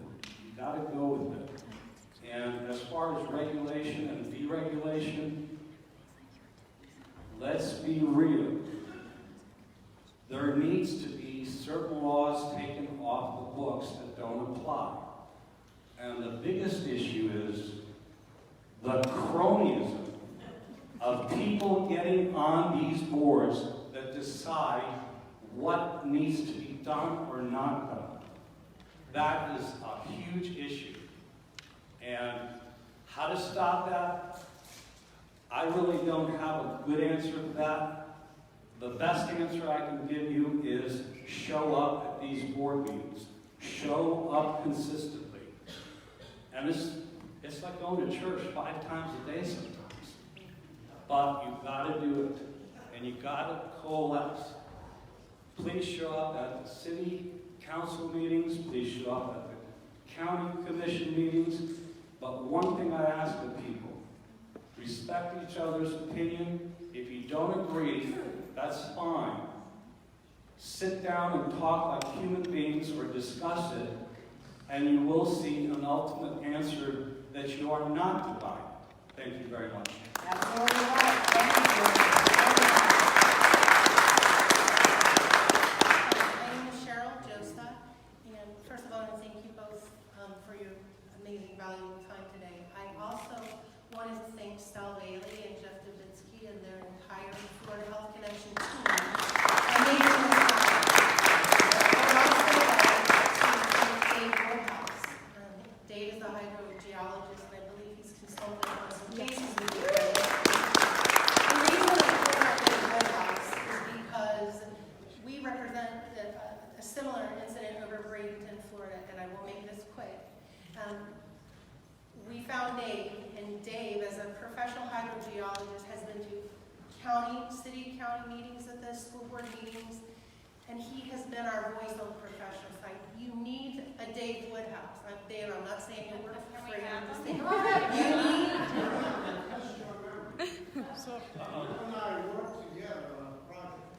Well, did you work with Dr. Slauson? 2001, DuPont, Hampton Lakes, New Jersey. Oh, my God. Hampton Lakes is still going on. That's a bad deal. Well, yes, we did. Now I absolutely do remember. And Robin Greenwald was with us. DuPont followed the mantra of throwing all the waste out the back door. So essentially, the whole town of Hampton Lakes had cancer. Various cancers, rare cancers.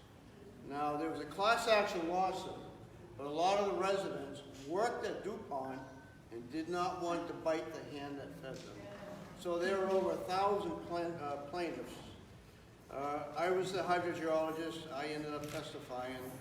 As Erin said, that case is still going on. The cancers I saw, you would be sick if you heard about these rare cancers. Now, I'm sorry. Now, what is applicable, and it's an analogy of what we found in Hampton Lakes, New Jersey, is what we're finding here. We were dealing with what they call chlorinated solvents.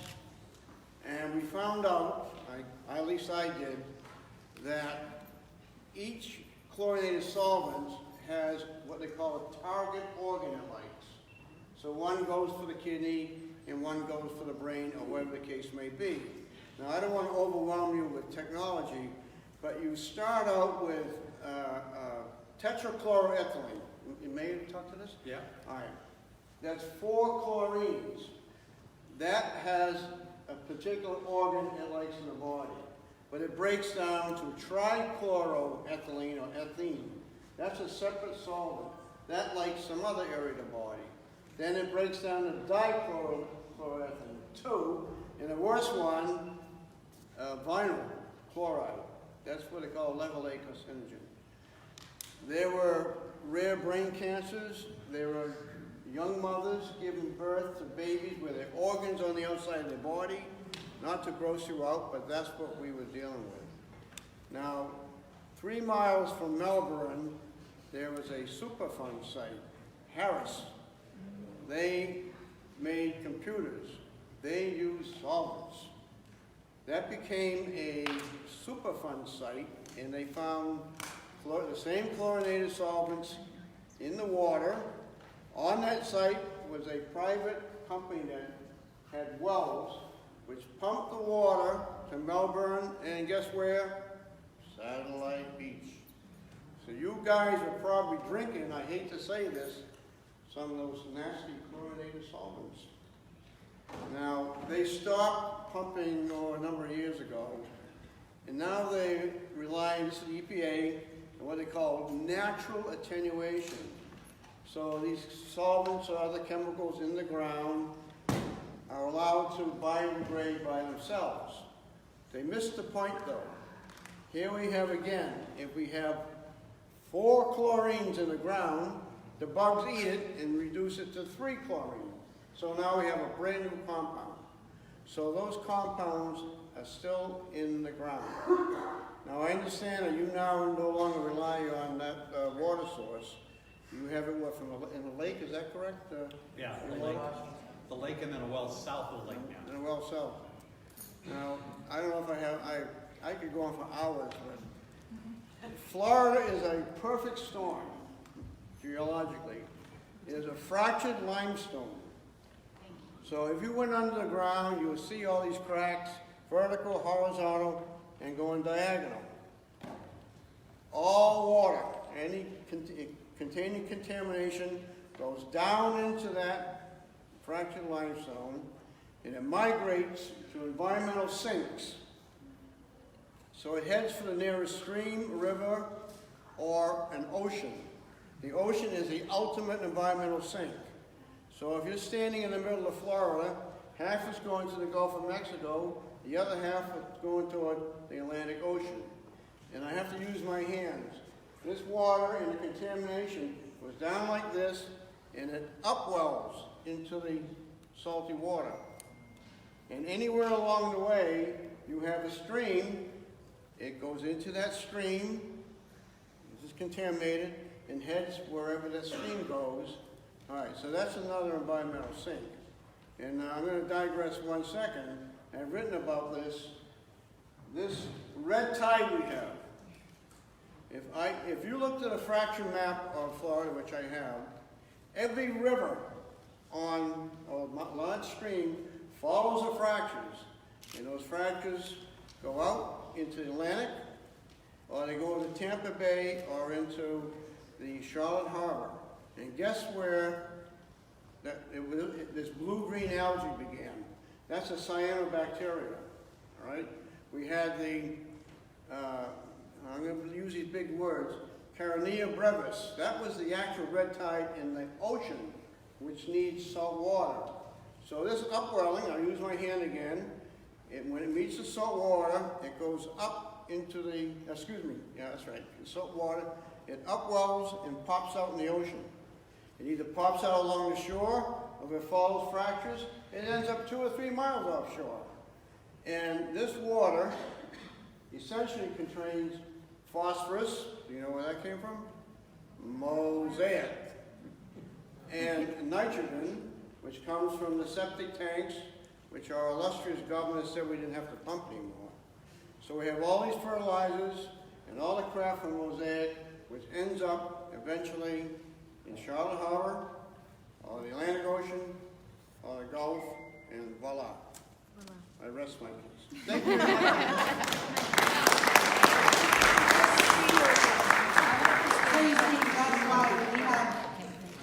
to all the meetings with us. Great. But the point that I wanted to make was, like Erin said, it's imperative that you get involved in your city council, county commission, Southwest Florida Water Management, St. John's Water Management, all of these entities, not just one. And I can assure you, you will meet with resistance. You will. Which is why we have started Fight for Zero. We are looking for administrators and teams for each county in the state, because our goal is to go to Tallahassee, and on our way to Washington, because we are going to make a change. I want to talk about Fight for Zero just for a half a second here, and that's the Fight for Zero. What the regulators and the drinking water people are going to tell you is, oh, that's ridiculous. We can't do zero. Zero is unattainable. It's too expensive. You can't get to zero. That's not true. Okay? We can remove most drinking water contaminants to zero. Reverse osmosis takes out almost everything. You start using types of resin, you start using types of filtration, you can get everything down to zero. That's number one. And not at a ridiculous cost. They're going to tell you that too. Not true. The problem is your drinking water, and I hate using this especially, but anyway, your drinking water. In the United States of America, we've spent 150 years trying to make sure everybody had access to safe drinking water in their homes. 90% of the population thinks it just comes from under the house. They don't understand the complexity of the home. But it's the cumulative effect of all the pollutions we're experiencing in our air, in our food, in the soils, in our sports fields, and all. And it's that cumulative effect. We gotta start having some safe zones, and our community drinking water systems are the place where that begins. You're gonna hear things like, look, you're exposed to this chemical or that chemical by using this product or that product. You know, and what you need to understand is yeah, that's true, but not in my drinking water. Yeah, that's true, but not in my drinking water. Yeah, that's true, but not in my drinking water. When you sit in a deposition of somebody dying of cancer, and the chemical industry's lawyer starts asking your 28-year-old daughter dying of cancer how many times a week she has sex and when she began having sex, because they want to say that she got HPV and that's what caused her cancer, that's disgusting, but that's what they do.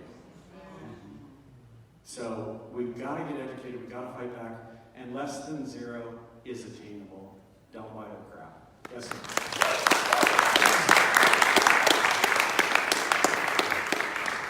I want to talk about the issue that sort of started all of this here in Satellite Beach. I think, you know, people are concerned about the water universally. But here in our community, I think the most important concern is the victims of cancer.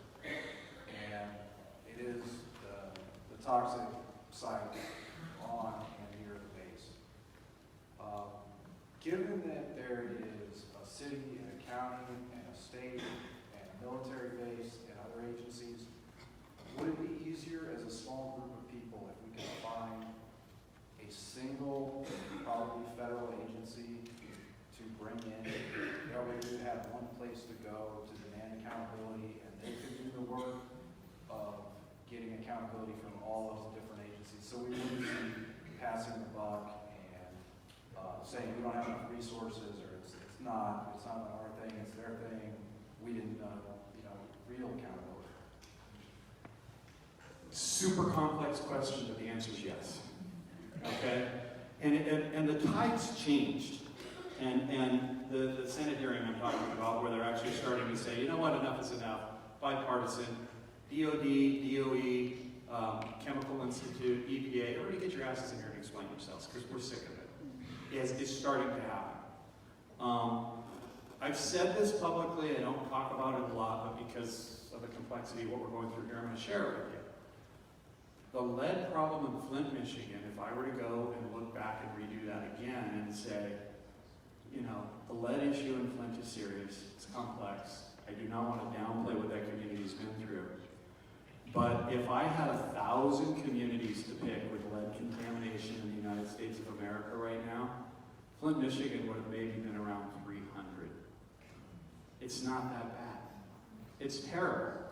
But when I'm saying, So what I want you to hear is it's not Bob saying Flint, Michigan's not that bad. What Bob's saying is there's 700 of 1,000 that are that much worse. But it became the poster child. Health officials in the state of Michigan are under criminal prosecution. Some guys have gone to jail. It's really changed. It's really changed where we're going. And so to answer your question, yeah, I think what the EPA was supposed to do that. I wasn't joking when somebody was over here, the DOD and DOE and all that kind of stuff.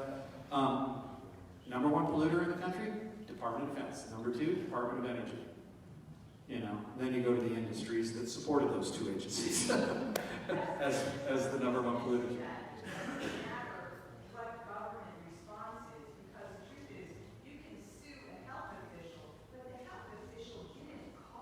No, they helped. They were complacent and covered it up in a lot of instances. And I think what Flint brought us, to answer the question and stay focused, what Flint brought us is the reason I think 14 states went rogue on setting the regulations for PFOA and PFOS in this country, away from the EPA, is when health officials in a state, when all the other health, if you go, just Google like the flyers for like the Drinking Water Officials Conference in Fort Lauderdale, or the American Water Works Association Conference in Chicago, or all these conferences and stuff like that, and see the headline, "Oh shit, they intend us to put us in jail." Those are the topics that those agencies are talking about now. They're afraid. Let's keep them afraid. To answer your question, a couple of times it tried and failed about all these agencies coming together as one and dealing with the issue. There's reasons why, and when they report, because of HIPAA, they can't do a lot of stuff because they can't share that information. So HIPAA is designed to protect you, and we all want that, but it prohibits them from actually sharing information so they can see the bigger picture. So they have tried and they have failed. There have been situations, again, Department of Defense, nobody's going to come after them. They're Department of Defense and they're exempt. However, the law is still a tool that can bring together this issue nationally. We've talked about it before, and that is they don't go after DOD. They go after the manufacturer, 3M and DuPont, who gave specific notice that their chemical that they were manufacturing was in fact going to do this. And then they will go in and have a huge steering committee that will get into all of these communities, and part of that law is a cleanup process that can have a steering committee from different states knowing exactly where all the locations are and going against the manufacturer, because it'd be very difficult to sue the DOD, and because of HIPAA regulations, this system is almost set up for us not to work together and for us not to find that information. But I agree with Bob where that tide is changing, because, oh my gosh, thank good for some new technology in Facebook and a lot of information that can get us in different places where we can share, we can open up, and we're going to start noting what's happening. So I think that we're changing, and that's a good thing, especially with our technology and using it smarter. Yeah, Mike, and the point of my question was, just so that we could all know, because we're all here, what agency should we look to oversee accountability on this issue? Should?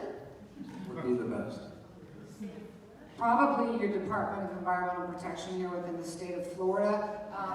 We in California have a Department of Toxic Substances and Control, which can do some really good work. I'll tell you, I have learned since my first day in Hinkley, California, who knew first was the county and the health department. So I think as you go right down there, they're the ones that are on the ground that could be generating a lot of information that should be getting to the next level, all the way to your state Department of Environmental Quality, who should oversee the entire state. But there's a lot of stuff going on. We have the same problem with the California EPA and the Department of Toxic Substances and Control, and how this information either gets passed down or how it's found on the ground and never gets passed up. So there's a lot of miscommunication, lack of transparency, and information not being exchanged within your local agencies. but DEP should be the head responder to issues in the state of California environmentally. You're welcome. Of course. Just saying that they are not allowed to share your information because of the thing called HIPAA. HIPAA is the Health What I just said, yeah. Protection Act. And what that means is that they can't give your information to someone else. But the workaround is you can give that information directly to someone because it's your information. So if you want to start accumulating your own data and you want to be able to use your medical information, all you have to do is sign a waiver that says you are sharing your information with whomever it is, and that is a workaround from that federal law. Well, that's what my community health book is. It is your self-reporting, where that data can be shared nationally. And again, we appreciate the privacy. We're very encrypted. That would always be conferred with the community before we did that.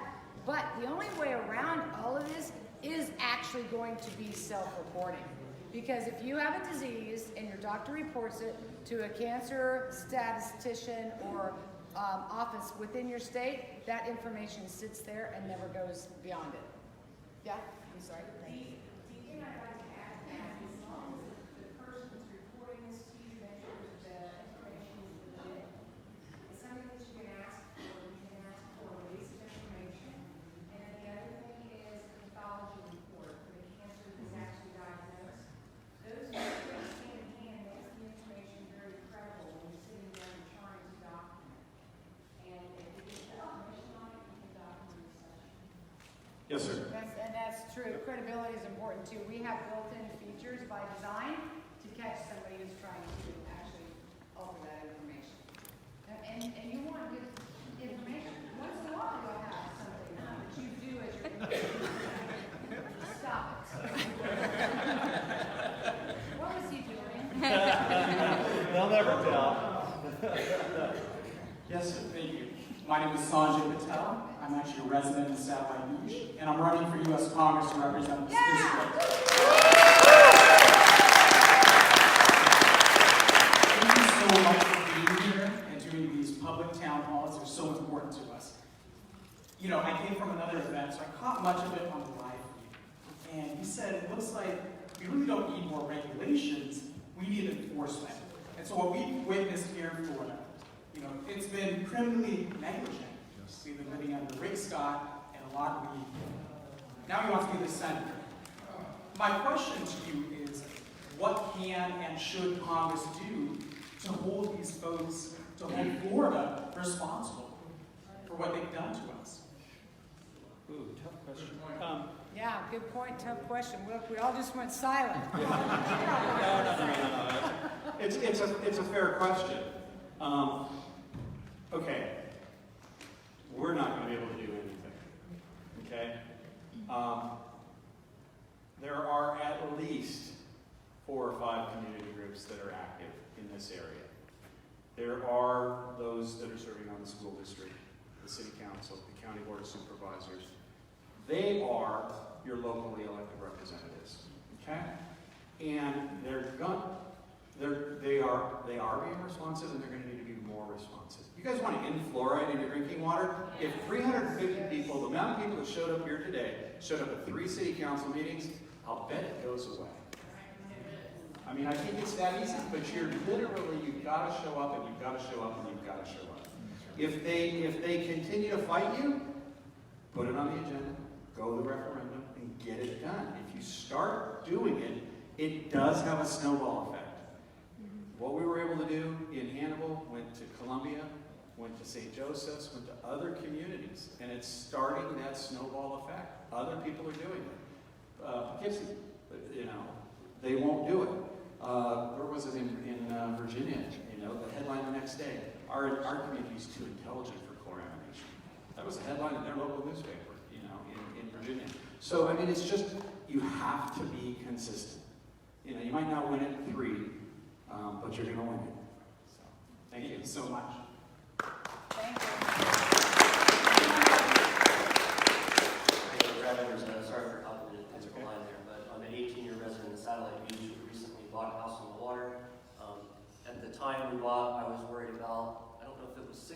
there's 76 million gallons of raw and treated sewage dispelled into the waterways that we recreate in. Then it was brown tide and fish gills. Now I'm wondering if I should be worried about recreating the water, towing my 6-year-old kid behind on the inner tube in the boat. Environmental exposure. Where at? On the ocean side or on this side? Oh, Banana River. Oh, Banana River? Hell yes. Yes. I have no bones about it. Okay, I don't want to call out an elected official in this local community here. But when I was here, he came up to me and he said, he goes, "You saw that shark attack up in Massachusetts last week?" He goes, "Hadn't been one on the Atlantic for 80 years or something. Killed that poor guy, got bit in the leg or whatever." He goes, "That made world news. That was huge."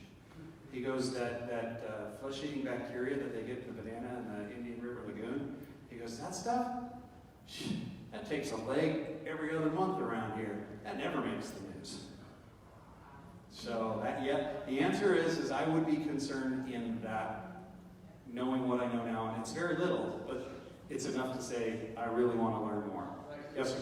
The formulation of that firefighting foam is such like Teflon, where it forms a thin layer that Right. smothers a fire, and it's got real low surface tension. So I drive up under the Pineda Causeway, you can see right up the ass end of the runway, forgive my language, but Yeah. I can only imagine how much of that stuff's been running off on top, much less seeping through and spilling into the groundwater. I'm just wondering, how far do I gotta drive to be safe to recreate in the water that I'm paying higher taxes to use?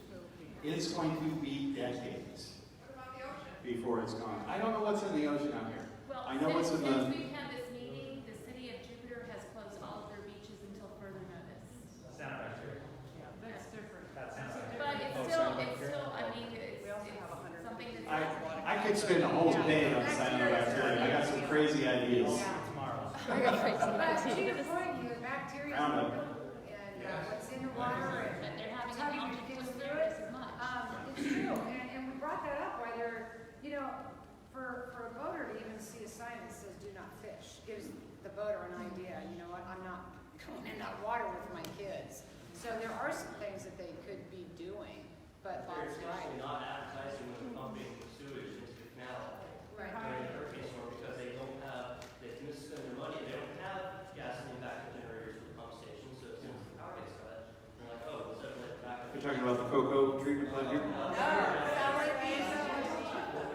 The wastewater treatment plant here? Yes. Okay, Yeah. I haven't See, heard of them all. that bacteria. Set out water until fish kill, and now I'm wondering, Oh, yeah, no. This is going to sound weird, and it's truly, and the disclaimer right up front is an uneducated but with experience statement.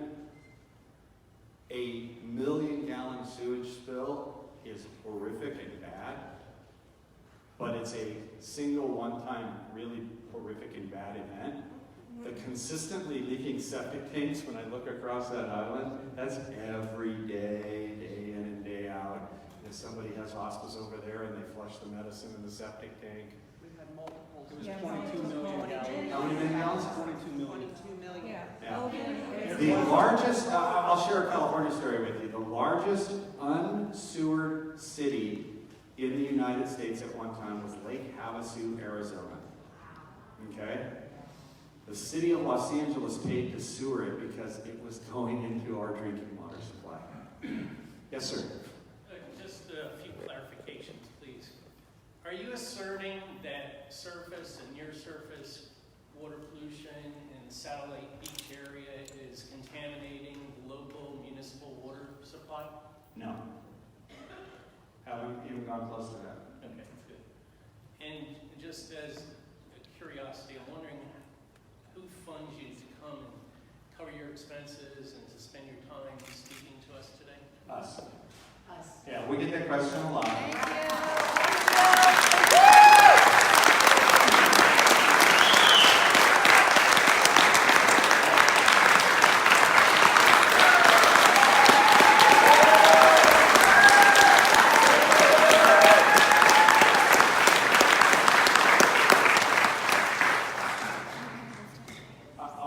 I'll extend the answer a bit.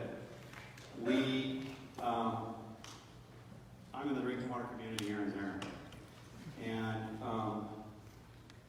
we fought for 10 years, and we decided that we were going to team up and start addressing these. it was about the time email started getting really popular, and we get a lot of email requests from around the country. Hey, what about us? What about us? What about us? Have you seen this? Have you seen that? And email wasn't very efficient, and we weren't getting anywhere. And then with social media, when we still suck at it, we started getting more and more. And now my wife gets furious because my phone just sits there and goes zzz, zzz, zzz, zzz, zzz, zzz, zzz, on Messenger, and we suck at that. I still don't tweet because I don't know how. I have a staff member that tweets for her because we can't figure out how to link the little hashtags from Facebook to Twitter. So if anybody knows how to do that, here's my point. We went into this early on and decided we were going to try to stay focused. Okay, and I said that the one place I can have the biggest impact is the surface water treatment rule of 1996. I think they totally missed the boat on total organic removal and what the regulation said. It said, thou shalt remove the dirt from the drinking water, dirt being TOC, total organic carbon. Take the dirt out. Use enhanced coagulation followed by granular activated carbon. Use lime softening followed by granular activated carbon. Do these types of activities. That's what the regulation says. Everybody waited until the 11th hour to comply with the regulation, and they said, hey, you add ammonia, it sequesters the reactions between the chlorine and the organics, forming the regulated trihalomethane, and we can talk about the much more toxic unregulated compounds formed with chloramination, NDMA, 10,000 times more toxic than trihalomethane. But we won't go there. So we said, if we could just teach people, take the dirt out of the drinking water, we can have an impact. And so we said, let's do 1 or 2 communities a month. That's all we can do. Some of them we do over the phone, some of them we get on the dog and pony show. Sometimes her and I are somewhere else, and it's like, can we throw that in? Do you know why we're doing it this way? We're on the road for the next 6 days through Florida. The St. Lucie group tomorrow night, then we're going to go over to Okeechobee, and we're going down to Naples, and we're going up to Fort Myers. We're doing a statewide tour. That's the only way we can afford it.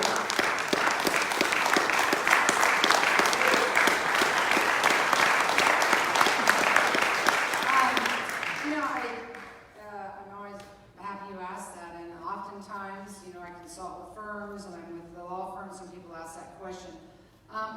It's really become, it's just going to be an enormous advocacy issue and activist issue, more than I've ever seen, because we're seeing the law's hands get tied more and more. Unfortunately, the law is a business, and I see more and more law firms that see potential litigation, and because they're going to have to lay out $10 million and they may only recover $20 million or vice versa, it's not worth it to them anymore. And I'm out here just because it's all I got, and it's the right thing to do. And all I can do is encourage you from my own experiences that we got to band together and we got to keep pushing forward. And I'm very grateful that, I come out, I go out on a lecture circuit, and I will come into universities or schools, and nobody's paying me for that, just simply because we got to just come out here and do the right thing, and we're all going to have to rise up together. But I'm glad you asked that, and I wanted to correct that part of the law that used to be a tool that was there for us, that is still there for us to help recover damages for some people or even protect municipalities, but it's just become, their hands are tied, and so many laws have changed, and so we can't do nothing, and we're going to have to rise and just out of sheer advocacy and shirt off our own back. Well, thank That's you. the way it's going to roll. Thank you.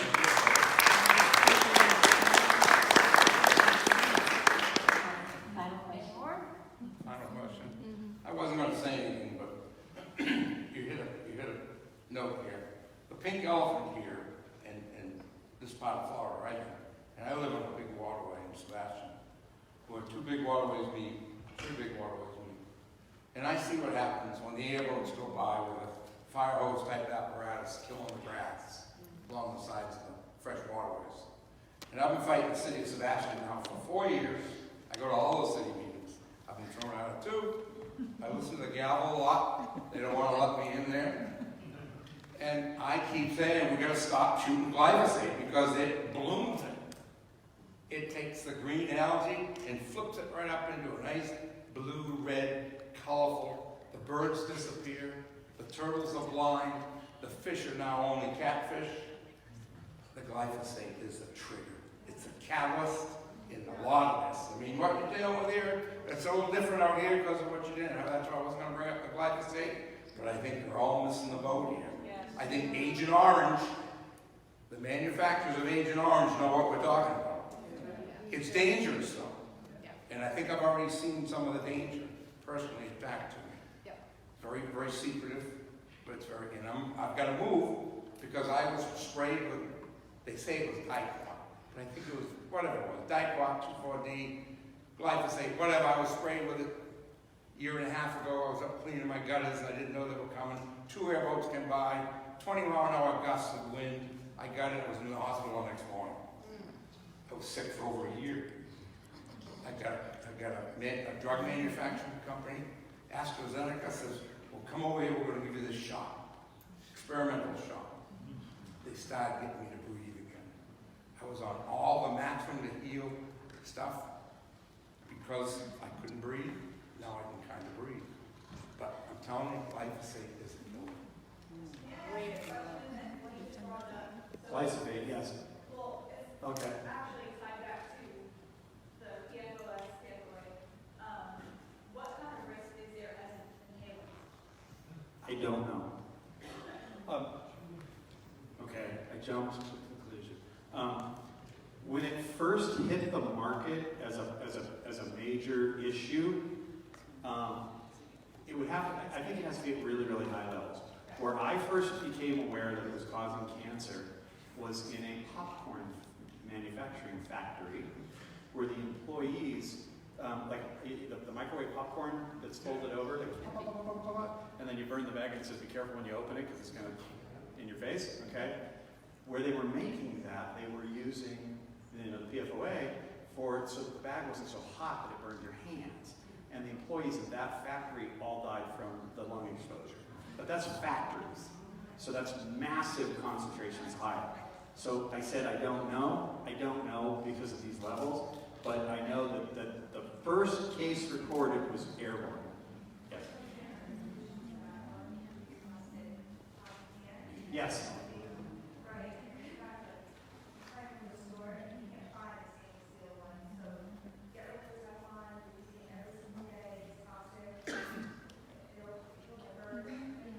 Yes, they used to kill birds. Yep. Yes.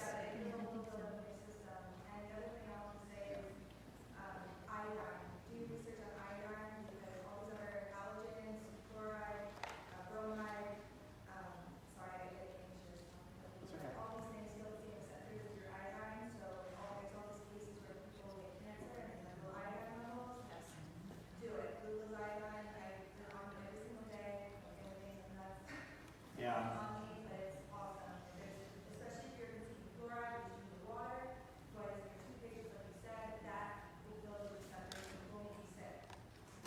Thank you. Thank you. Yes, sir. If I may? Yeah, sure. Come on back Here we up. go. Come on. I think Satellite Beach, Bob, can you hand me the mic? I could get up. I highly recommend that Satellite Beach and any other municipality you visit test their water for what they call priority pollutants. They test right now for what they call secondary standards, and that is the taste, the turbidity, the color, for example.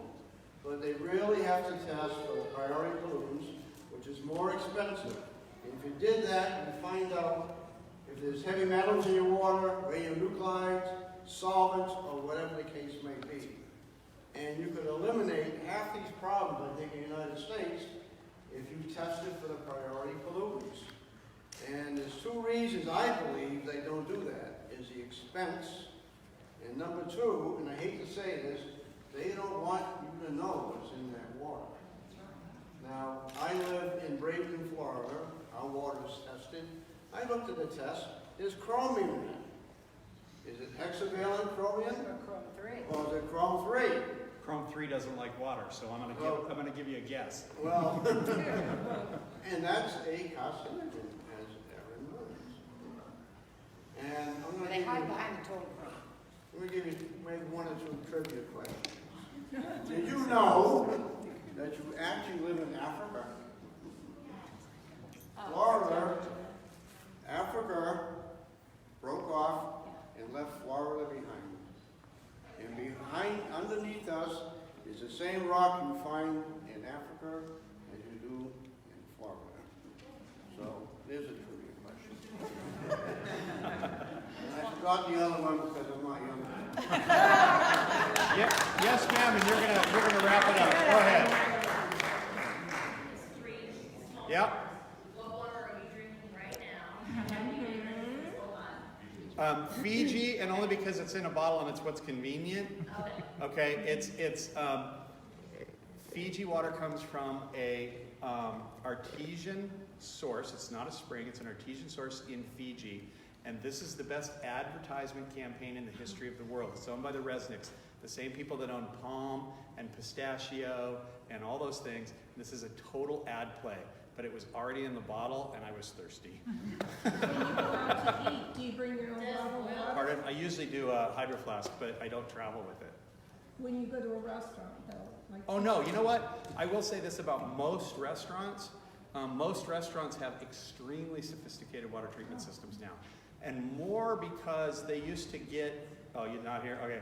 Most restaurants do have pretty good water treatment systems now because they make, now they don't buy, they do Coke machines and stuff like that. And Coke and Pepsi and those guys insist on it because they want Coke to taste the same way everywhere. And if you didn't make uniformed water, you wouldn't get the Coke to taste the same way everywhere.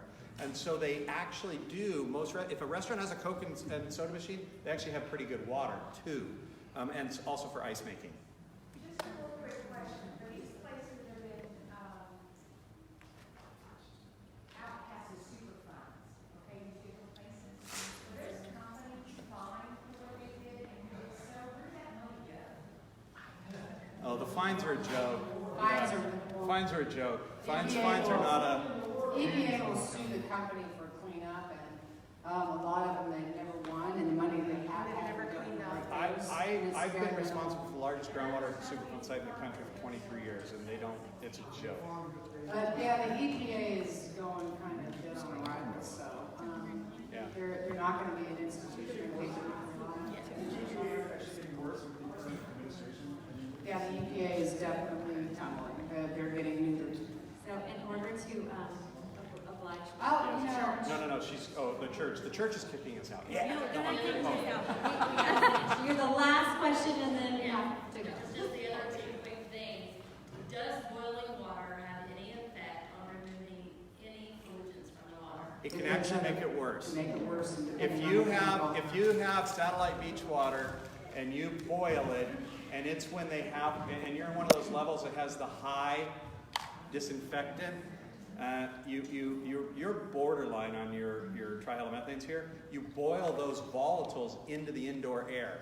And everybody says, oh, Bob, you're full of crap. I will tell you that Shell Oil Company in a soil vapor intrusion case actually came into court and said, we did indoor air testing in these homes, and the most prevalent chemical found was chloroform, which is a trihalomethane, and the likely source was the drinking water system. Shell Oil took that into case last year. So you've got to be careful. Never boil water when they say boil water notice.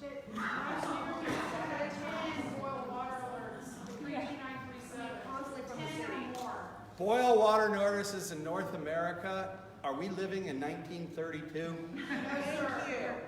I hate to say it, no, but get an alternative source. Do not boil your water. You actually make it worse. And the reason why? Okay, here's what happens. By the time you get a boil water notice, the community drinking water system has pumped so much chlorine into your water, you can barely stand it. And the reason that they do it is because they got a boil water notice. They got to kill all the bacteria in it. So what's the first response? Turn up the chlorine. Your trihalomethanes go through the roof, and then you're boiling the water and blowing all that crap into your house. Don't do it. Get an alternative supply. Is there a source, a resource to homeowners or private property owners available to test our own water in our own soil and get a true answer? Yes. Okay. Only because you said, and get a true answer. Yes, but it's way too expensive and nobody in this room could afford it, including me. Okay? As a homeowner. That's number one. Number two is if a community, or if a government agency sends it to a certified laboratory, you can't cheat. At the levels we're talking about, you can't fake a test. Okay? They can make tests disappear, they can make results disappear, but if you get a certified laboratory result, it is likely very accurate. Can I ask something? Sure. I'm sorry. Months ago, we had the sewers that were checked out in our areas. They wanted to basically do smoke testing through all of Sewage, yeah. Okay. I was told by workers that were in my neighborhood, because I brought them out bottled water, because that's what I do for people that are working postmen or, UPS or whatever. They basically had told me that, we were talking for quite a while, that they really weren't doing that. They had cameras checking for cracks in the infrastructure. I think they probably did both. Okay. I know people do both. But, Yeah. is that because of what's going on, do you think? No. Because it's seeping in that way? Oh, it might be. Into the sewer system. Right. Yeah. The levels in the sewer lift station are higher than background, so it's coming from the base. Okay. Well, it seems like it's coming Yeah. south that way. Okay. Yes. Which is making sense. Yeah. Okay. So. Most of our houses are so corroded, we're not even done yet. Well, thank you all very, very much.